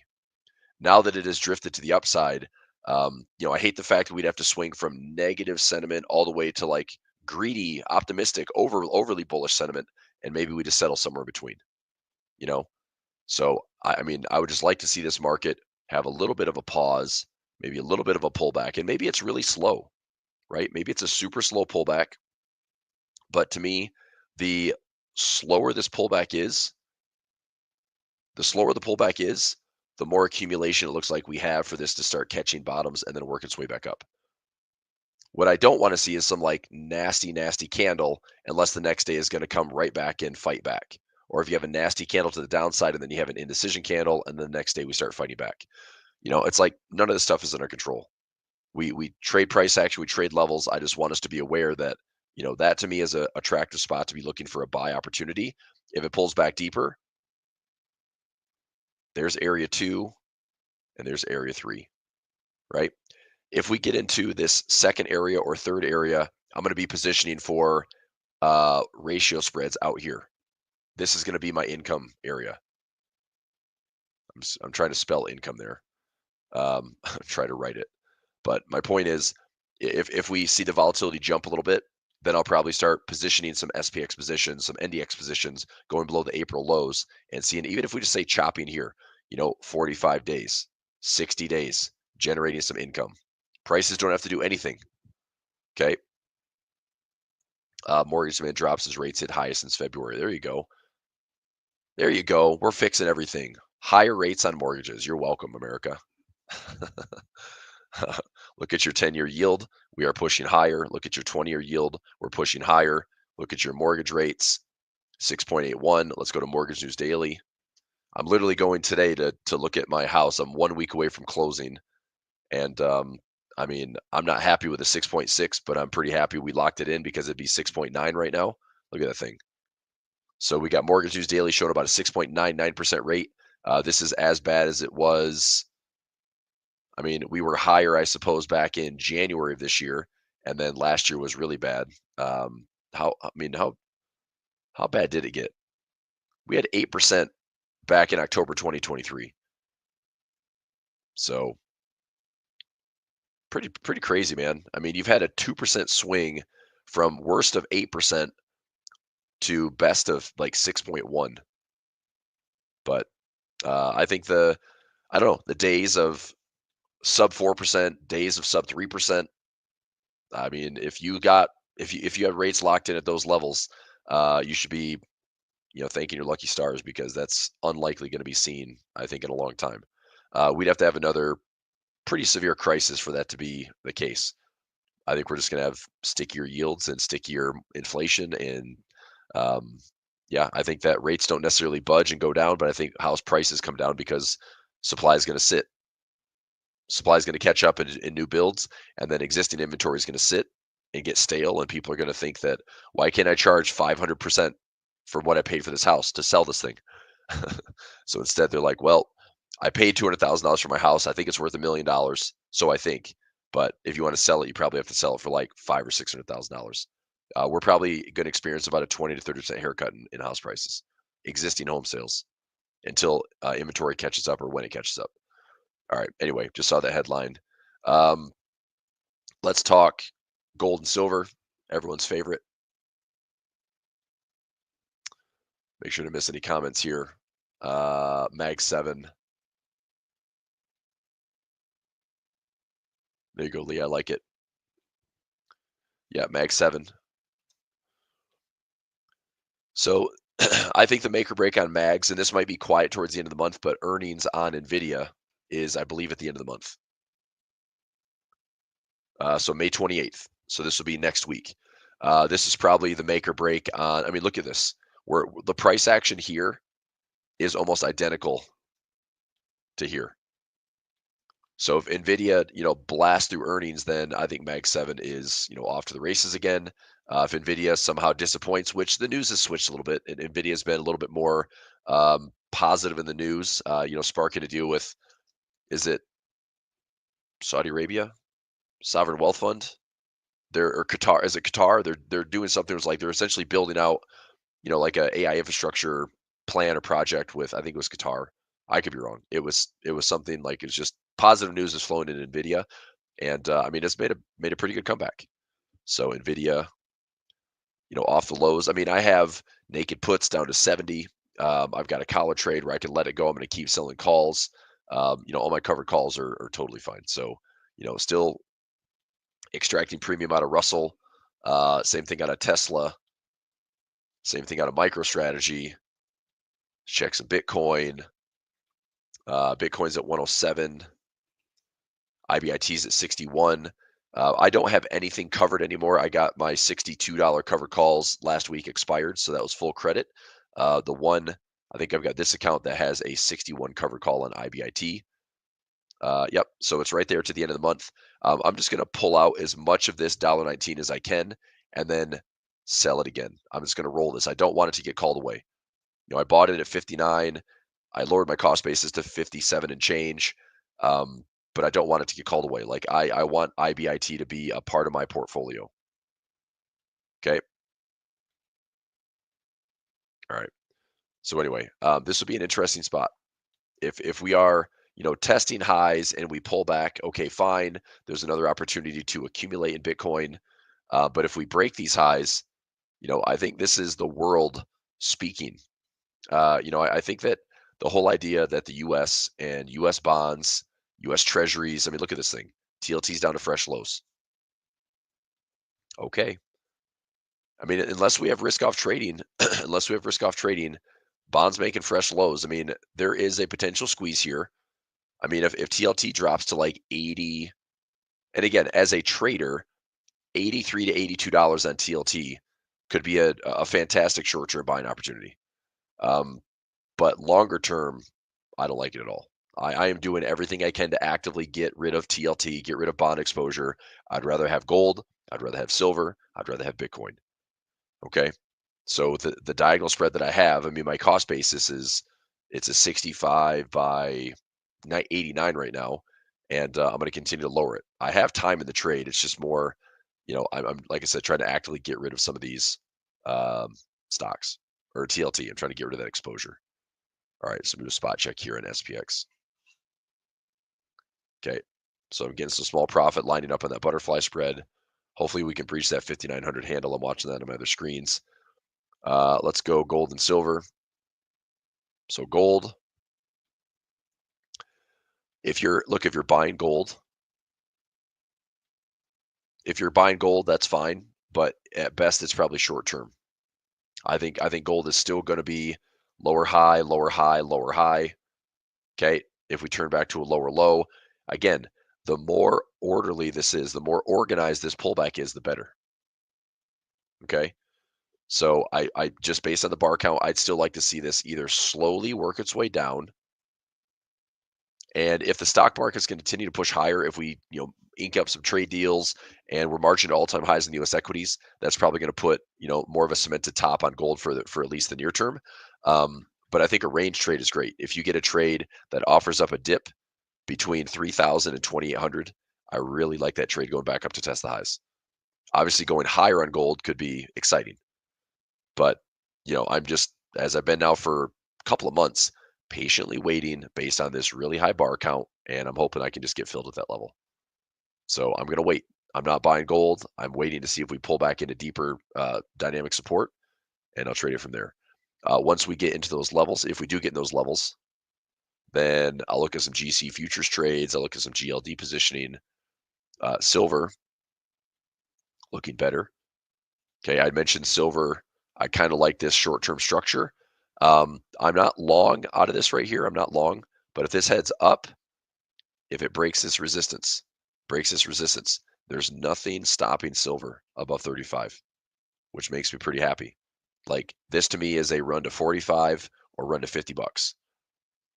Okay, if we see the gold and silver comparison, okay, what do we have to see on this? Well, if this breaks and goes back down, this is a huge inefficiency. So if this breaks and goes back down, that would be, silver catching bid, silver outperforming, silver ratio improving, and maybe we do breach that 35 handle on silver. If we do, I'm long SLV still. I'm holding a bunch of shares. I'd be looking to maybe scalp on some bull put spreads on silver, or I'm sorry, bull. Yeah, maybe bull put spreads, maybe just some credit spreads, maybe some ratio spreads on futures. Okay, so looks pretty good. Bitcoin, I mean, we're pretty close to all-time highs. Highs around 109. Keep in mind, I mean, I don't see this indicator fail very often. Overbought conditions with divergence, it printed right here, and we did drop. So we have started printing overbought conditions with divergence. So if I show this workspace, let's go this one.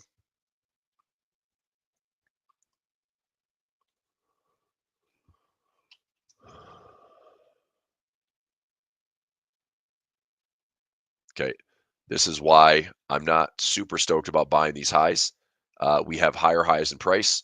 we have disagreement, and we have hidden bearish divergence with your relative strength. So we are overbought, and we also have divergence.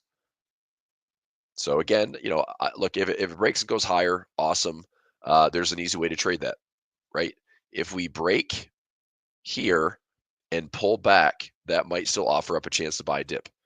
But don't be surprised if this is a test of the high, a bit of a bull trap, and then the market comes back in and finds some inefficiencies.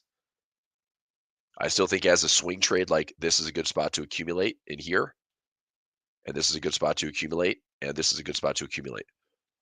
If Bitcoin traders and investors are lucky, then you'll have a chance to buy back here around 90,000 and back near the lows around 75. Because if and when we break these highs, I mean, we're talking 120, 130, 140, 150. And look, at this point, I would say it's game on, right? Like this whole idea of like measuring Bitcoin, look, it can still work out and be really technical. But the reality is if we break 109 and we stretch to 120, 130, 140, 150, the story becomes a lot more self-fulfilling about Bitcoin and what it stands for, how it's kind of broke the cycle this year where it's not really acting like it's pure risk on. I mean, this is now acting as a legitimate diversifier. Gold has been a diversifier. Bitcoin is a diversifier. Not behaving the same way as the S&P and the Nasdaq. So anyway, we'll keep an eye on it. I'm hoping we have opportunities to get filled. I leveled in, so I bought some 59.50 on a pullback, and then I have this is IBIT, by the way. So IBIT right here.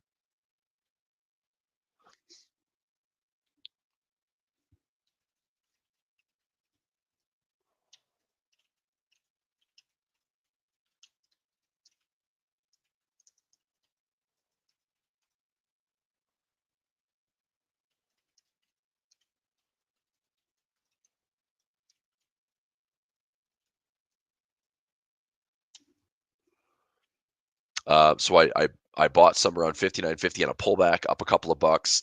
Like I said, the $62 covered call did not get called away last week, so I'm just keeping it uncovered. If we start to head lower, if we start to turn lower, then yes, I'll sell some covered calls and I'll just continue to grab some income there. But what I don't want to do is if we're heading higher and marching higher, I don't want to sell calls into that breakout. So I have pending orders here around $52 and a pending order here around $45. So I will buy more. I will buy more, and I'm going to maintain a decent position in the portfolio dedicated to IBIT. MicroStrategy, if we break these 430 levels, I've got a bull call spread that is potentially offering up $1,150 of profit. Cost me $3.50. I need more time in the trade, but if I could turn 330 into, let's say, a $7 credit, $8 credit, if I'm up to $800, let's say it's like trading for like an 830 credit, I make $500 on the trade. Like I'd be okay with that. Being more capital efficient, I might just take the profit. But I'm trying to push this thing as close as I can towards like $1,000 profit. Okay. Coinbase, since it was announced it's going to the S&P, Coinbase has had a nice sort of rip. My ratio spreads worked out well there. Ethereum, is anybody buying Ethereum, by the way? Just going to ask, is anybody long Ethereum? I mean, honestly, I'm hoping you're not long here. I mean, this wouldn't have been a bad spot. You at least have some profit to show for it now. But if you kind of patiently waited for a trend line break or this trend line break, like I said, it's got good.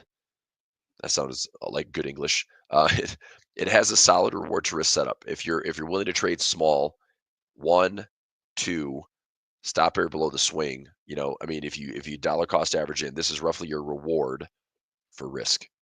So it's not a bad trade. I just personally would rather trade Bitcoin. I think Bitcoin, it's just kind of to me, it's like the poster child of Web 3.0 and AI and the digital economy and decentralization and the fiat system, like all these things. It's like the story's been being built about what Bitcoin stands for. And the higher highs we see on Bitcoin, the more it reinforces the story. So it's kind of crazy how it's all started and how it's become what it is today. And I just think that story could grow. I did have a conversation yesterday with somebody that what would be the biggest threat to Bitcoin and the biggest threat to the crypto market in general. two things I think would be the biggest threat would be threats and risks on Bitcoin and crypto. Look, crypto is filled with a ton of scams, so that continues to be a thing. That's why I don't trade pretty much anything else other than Bitcoin. So I don't care about meme coins. I don't care about Trump coins, Melania coins. I don't care about. It's like Bitcoin's what I'm going to focus on. But the threat would be that the companies claiming they are allocating raises for Bitcoin buying, right? Like kind of the MSTR style. If there's fraud there, if it's like, oh yeah, PayPal's doing it, Block is doing it. There's a website that's dedicated to all these companies that are adding Bitcoin to its treasury.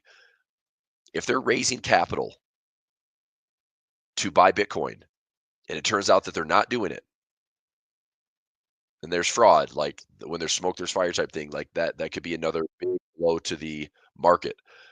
Is that going to happen? I hope not. I mean, I would hope that Michael Saylor is true to his word, and he is essentially, MicroStrategy is acting like a proxy to Bitcoin. That's all it is. Like, they have terrible earnings.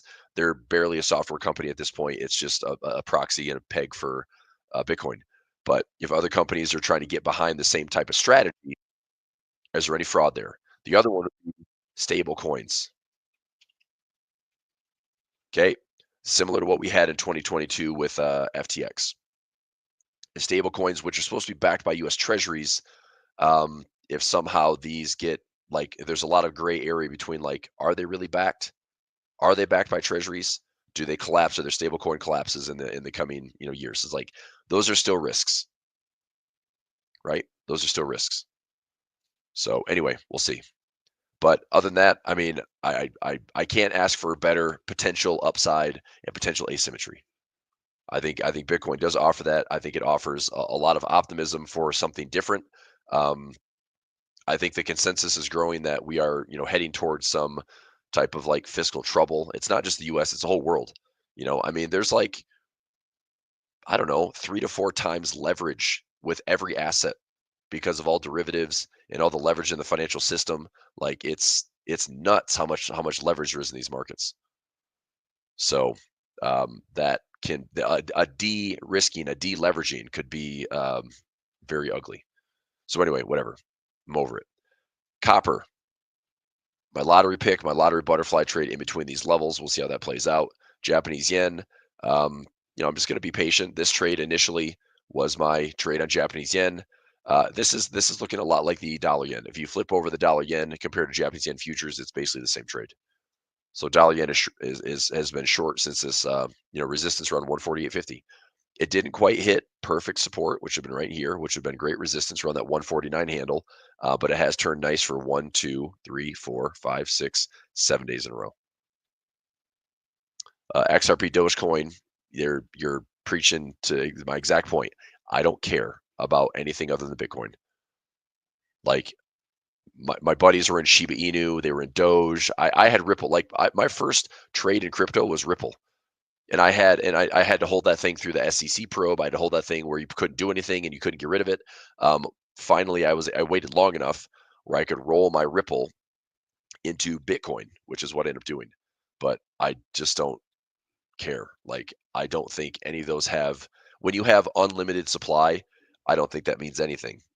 And you can make coins. Like, there are new coins coming to the market every single day, and that's something I'm never going to try to keep up with. So I'm not interested in chasing a meme coin. I think Bitcoin is it's the S&P of the crypto world, and hopefully it stays that way, and it's securitized and it's backed. I mean, you got big institutions into it now, which I'm hoping it's here to stay and have some clout and some stay power. All right. Anyway, that's dollar yen. Like, I don't know if anybody turned if you follow this short term and you turn this thing south, that's great. I mean, one thing to watch in this would be zoom out. Okay, this is my measured move. Look, it's pretty obvious to me on the dollar yen that if we hold 140, it's going to be a bigger range trade all over again. But if we breach 140, okay, you want to talk about some pain for the U.S. market, some pain for the U.S. dollar. Go ahead and measure this move right here. Okay. So there's symmetry. There's symmetry. We bounce right off that level. Go ahead and just break this neckline. If we break this neckline right here, I guess I can move this up slightly.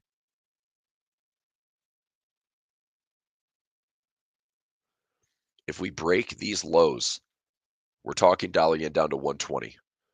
What I think is very clever about that is this is back to the 2022 breakout point. That to me is that's a pocket. I think we find it. So again, one of my least favorite trades is yen crosses. But if we are getting a fundamental shift and the dollar is going to get weaker and the yen's going to get stronger. By the way, I just saw this last night. I don't think I took a screenshot of it, but Japanese bond yields have gotten to all-time highs. I think it was the Japanese 30-year bond yield. Let me see if I can find the chart here. So JP 30.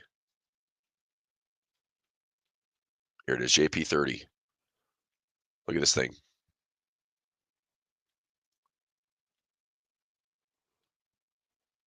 Okay, we are at all-time highs in the Japanese 30-year.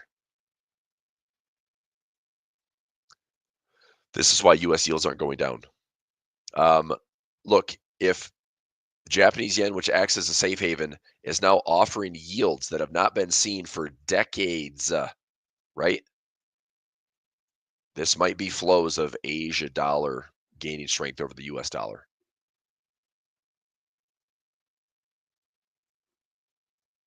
Okay. So, point is, I take a situation like this. I mean, we're all-time highs on the Japanese 30-year yield. If we go to the dollar yen and we break this floor around the 140 handle, okay, and it's not like I just want to sit here and sell a bunch. But from a trader's perspective, if we are in and we're less than 140, I think if you go down to a smaller time frame and you look to sell any pullbacks, I think we go down to 120. I think 120 is very doable. Okay. Now, that's a big trade. Like that is on my radar as something like I'd be interested in that trade. That being said, I got to have a plan to exit too, because if we test the floor here and we bounce back up and it's a bear trap, like obviously I don't want to sit here and scale into it, be like, it's going down. I mean, this thing could come all the way back to 150, 150 and change and come back to, I mean, this is how much I trust the yen. I don't. But if it's open space and it's going to the downside, sell with a plan, go to precision on a smaller time frame, but you could have 2,000 pips of potential profit there. Like that's a good looking trade, but I want to see it break. Also look at this weekly time frame. This weekly time frame below the 200 moving average. If we break below that, this would be a fantastic sell zone. And typically we see if the Japanese yen is getting stronger, like it did here and even here, volatility is pretty fast, right? Volatility tends to come in pretty fast.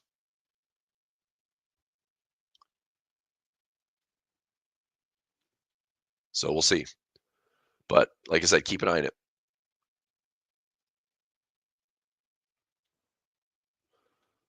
All right, let's go.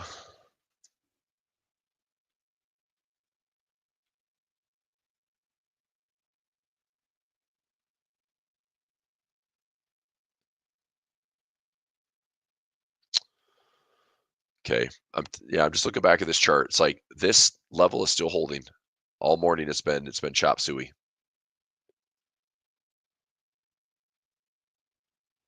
All right, that's dollar yen. What else? We did some stocks. We did some Mag 7. Let's take a look at our market breadth.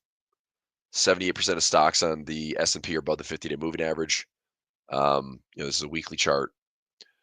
I don't know. I mean, I hope we get a pullback first, but if we don't, then my pullback timing is going to be something where this thing's up like 90+% of all stocks are above the 50-day. Then there's probably a short-term correction. I hope we get a pullback first.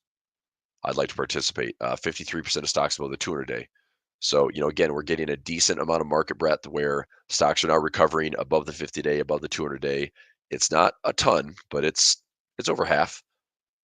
So this, as far as like a broader market rally, could be pretty good. NASDAQ, 81% of stocks above the 50-day.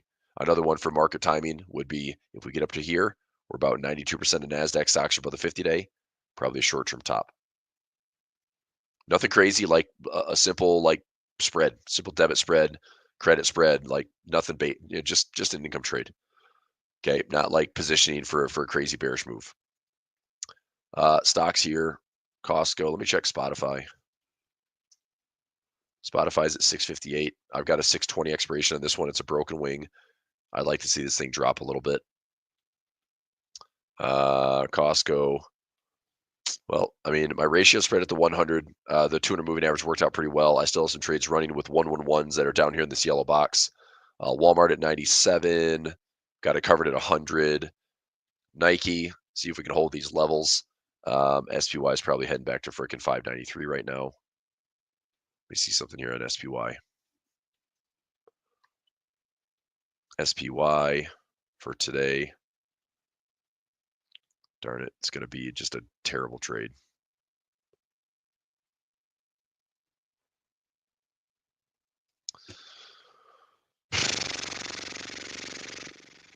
Do we fill the gap? I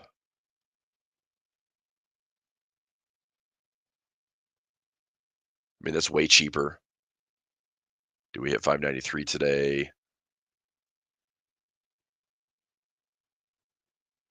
All right, I'm going to get into a couple contracts here.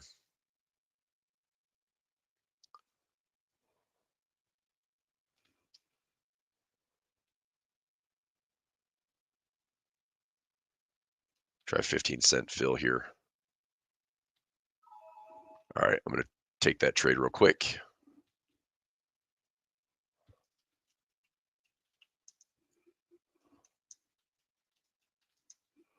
As a buy, 592 call, 593 call, 594 call.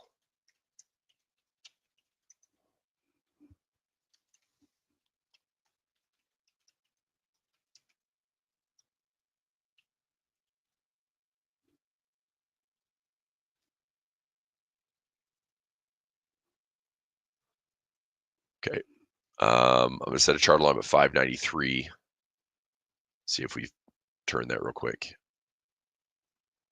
That's right around the gap fill from yesterday.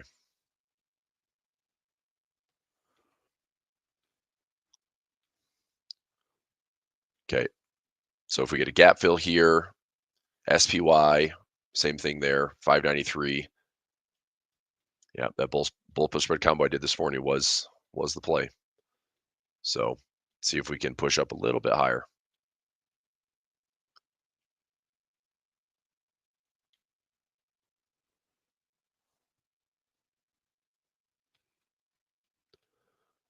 All right, what else? More currencies. I'll go for a few more minutes. Let's go back to this SPX.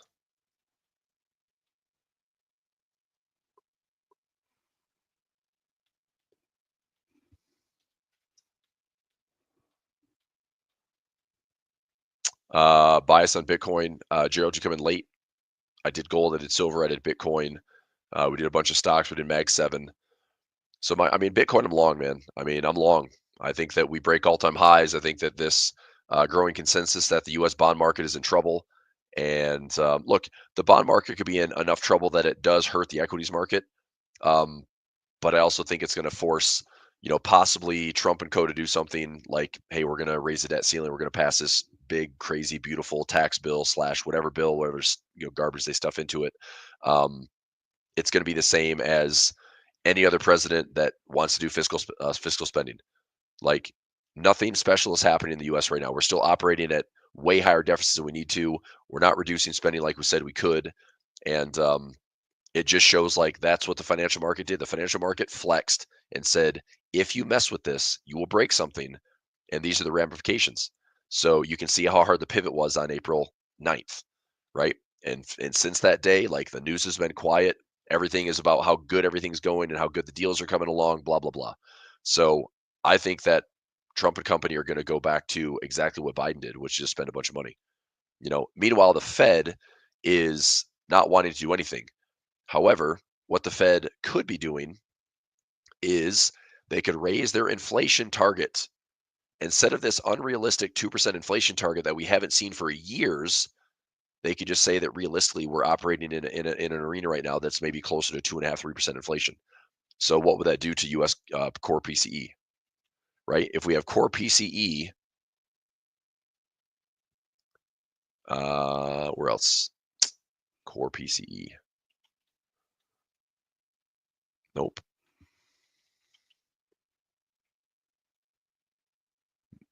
Nope. What the heck is it? The annual one? This one. Okay. So we're at 2.6. So here's what happens. If the Fed says, look, we're changing our inflation target to 3%, well, core PCE is at 2.6.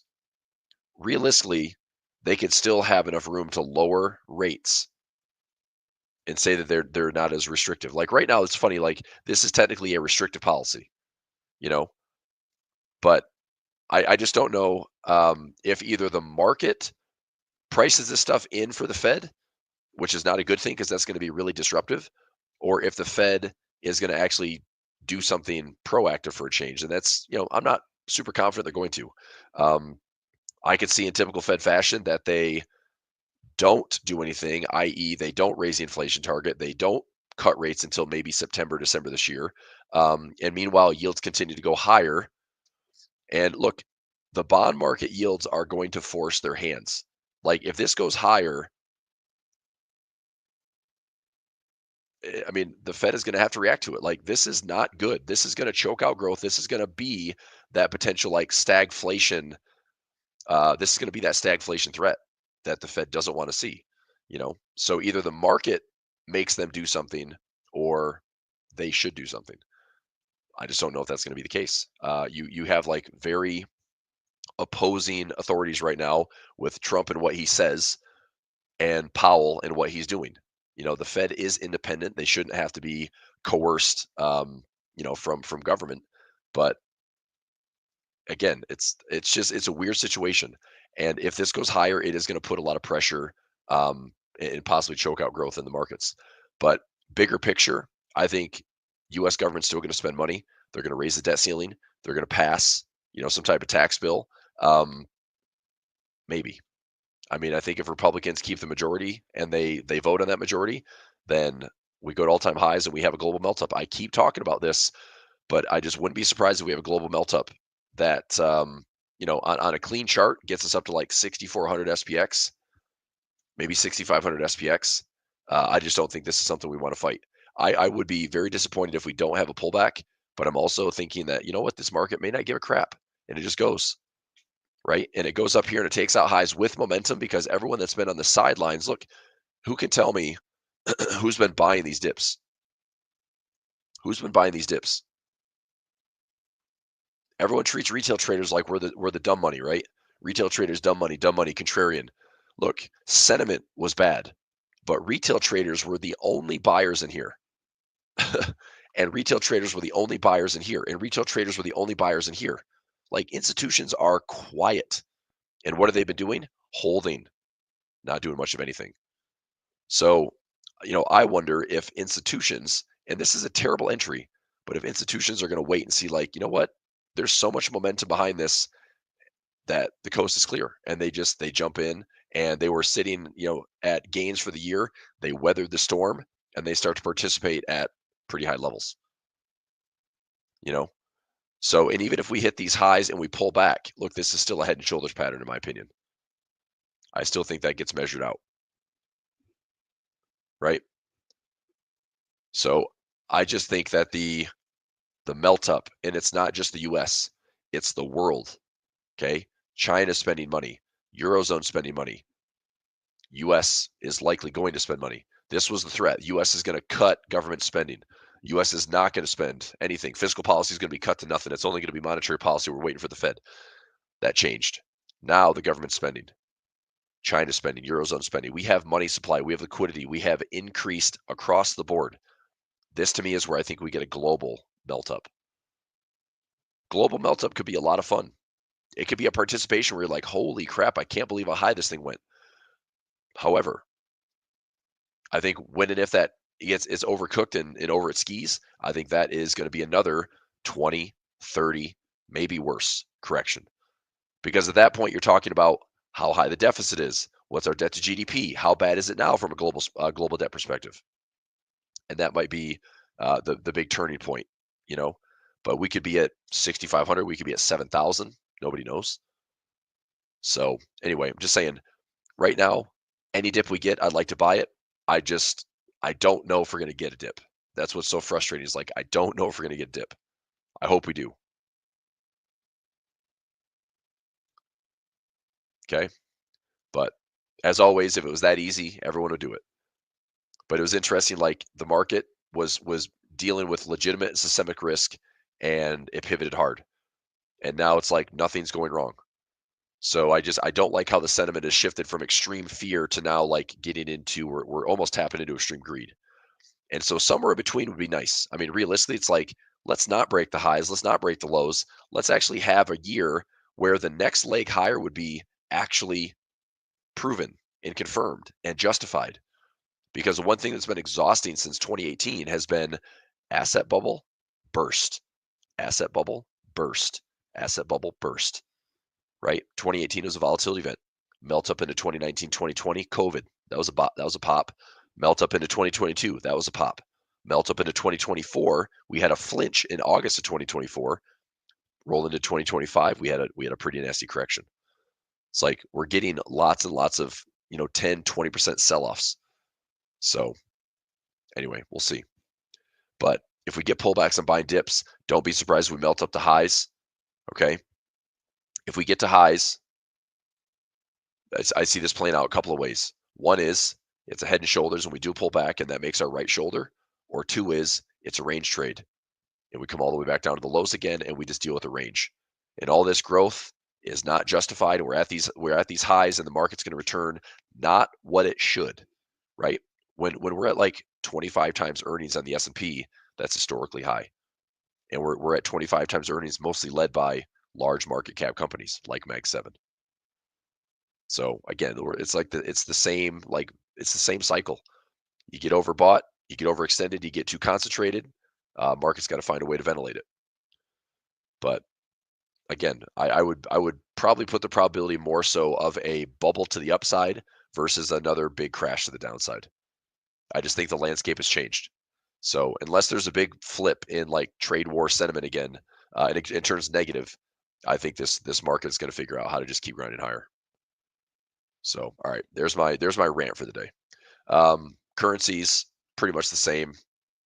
I'd like a pullback on Aussie CAD. I'm still looking for a swing trade. Swiss pairs. I'm not buying dips yet. I'm still profitable. I'm still waiting. This is my level that I want to take it back to for target 1. If we get to here and then a pullback, I'm taking a swing trade for a symmetry wave 3.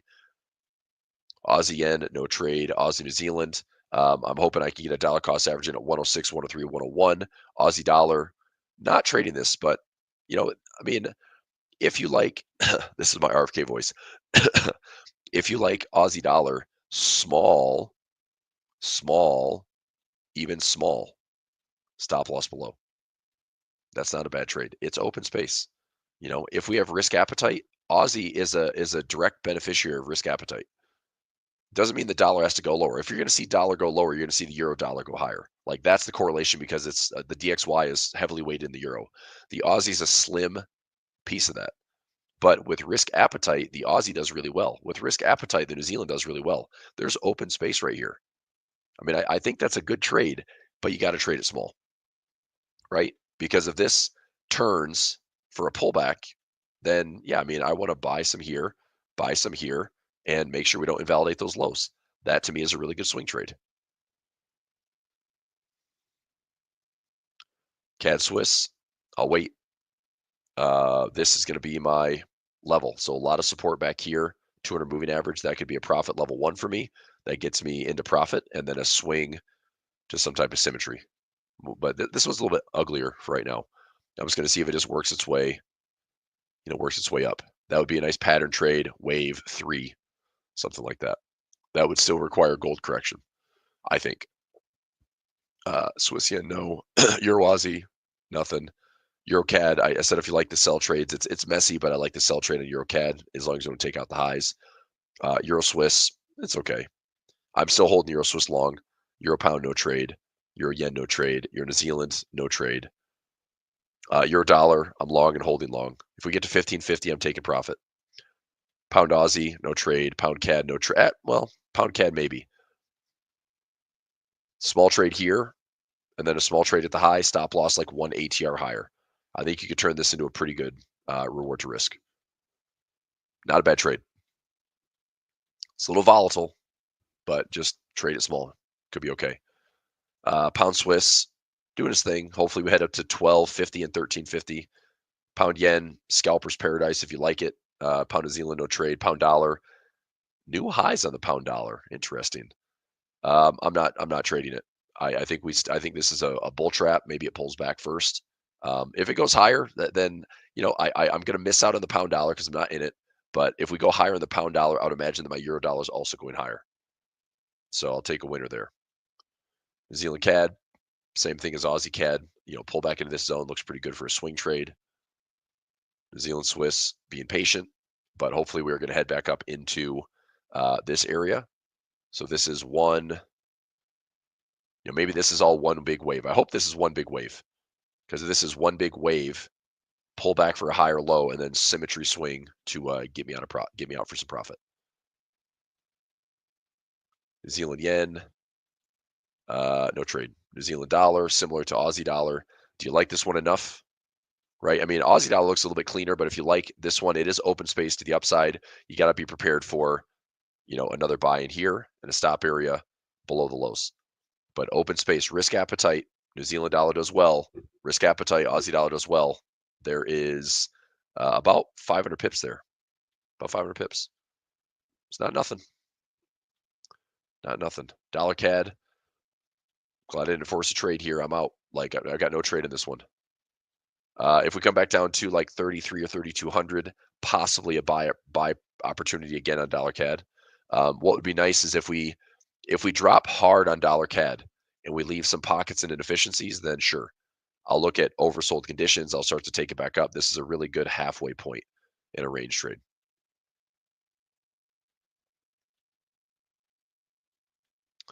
Dollar Swiss, just going to stay patient on this one for now.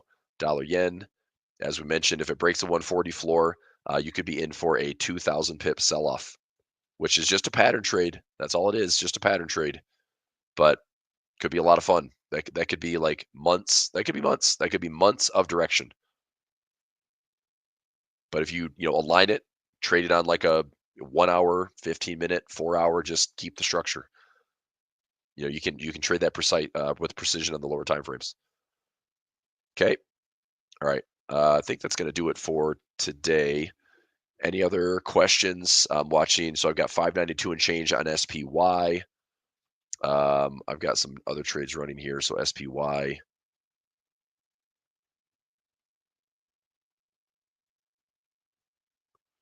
Where's it at? So this is a butterfly spread.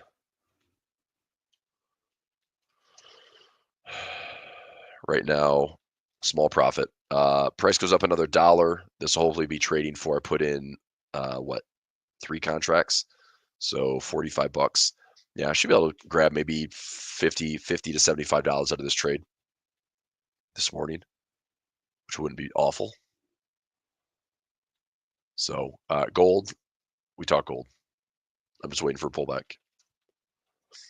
Okay, I mean I'm sure I've got traders out there that are so like, I'm long gold, cool, but I'm telling you, like, I'm not long gold. I'm holding long gold. I'm holding positions, but I want to add to them at pullbacks. So I think gold either has a corrective move like this, back down to some dynamic support, or it pops back up to the highs again, fakes out, and there's a range trade that these levels catch up to it, and you can buy that support right around that 3,000 handle. But I want to see a little bit more testing of that before I just say, okay, I'm in. So, like I said, I think silver is a better trade. I like silver. I'd love to see silver break these highs. And I've got measured moves on silver up to like 48. So that to me gets me a little bit more excited as far as where could silver be. I mean, gold can go with it. Gold can also perform very, very well. But when I can measure a move here versus trading to the moon, like all-time highs, what do you do with it? Silver is a better trade for me because I can see it. Okay. All right. I'll let you go right there. Have a good rest of the day. See you soon. Thanks. Bye. Thanks again for watching today's show. Our goal at A1 Trading is to continue to share free value to our audience through daily videos and articles, keeping you up to date with the latest market coverage. If you enjoy our content, make sure to subscribe for more. From all of us at A1 Trading, have a great day, and we'll see you next time.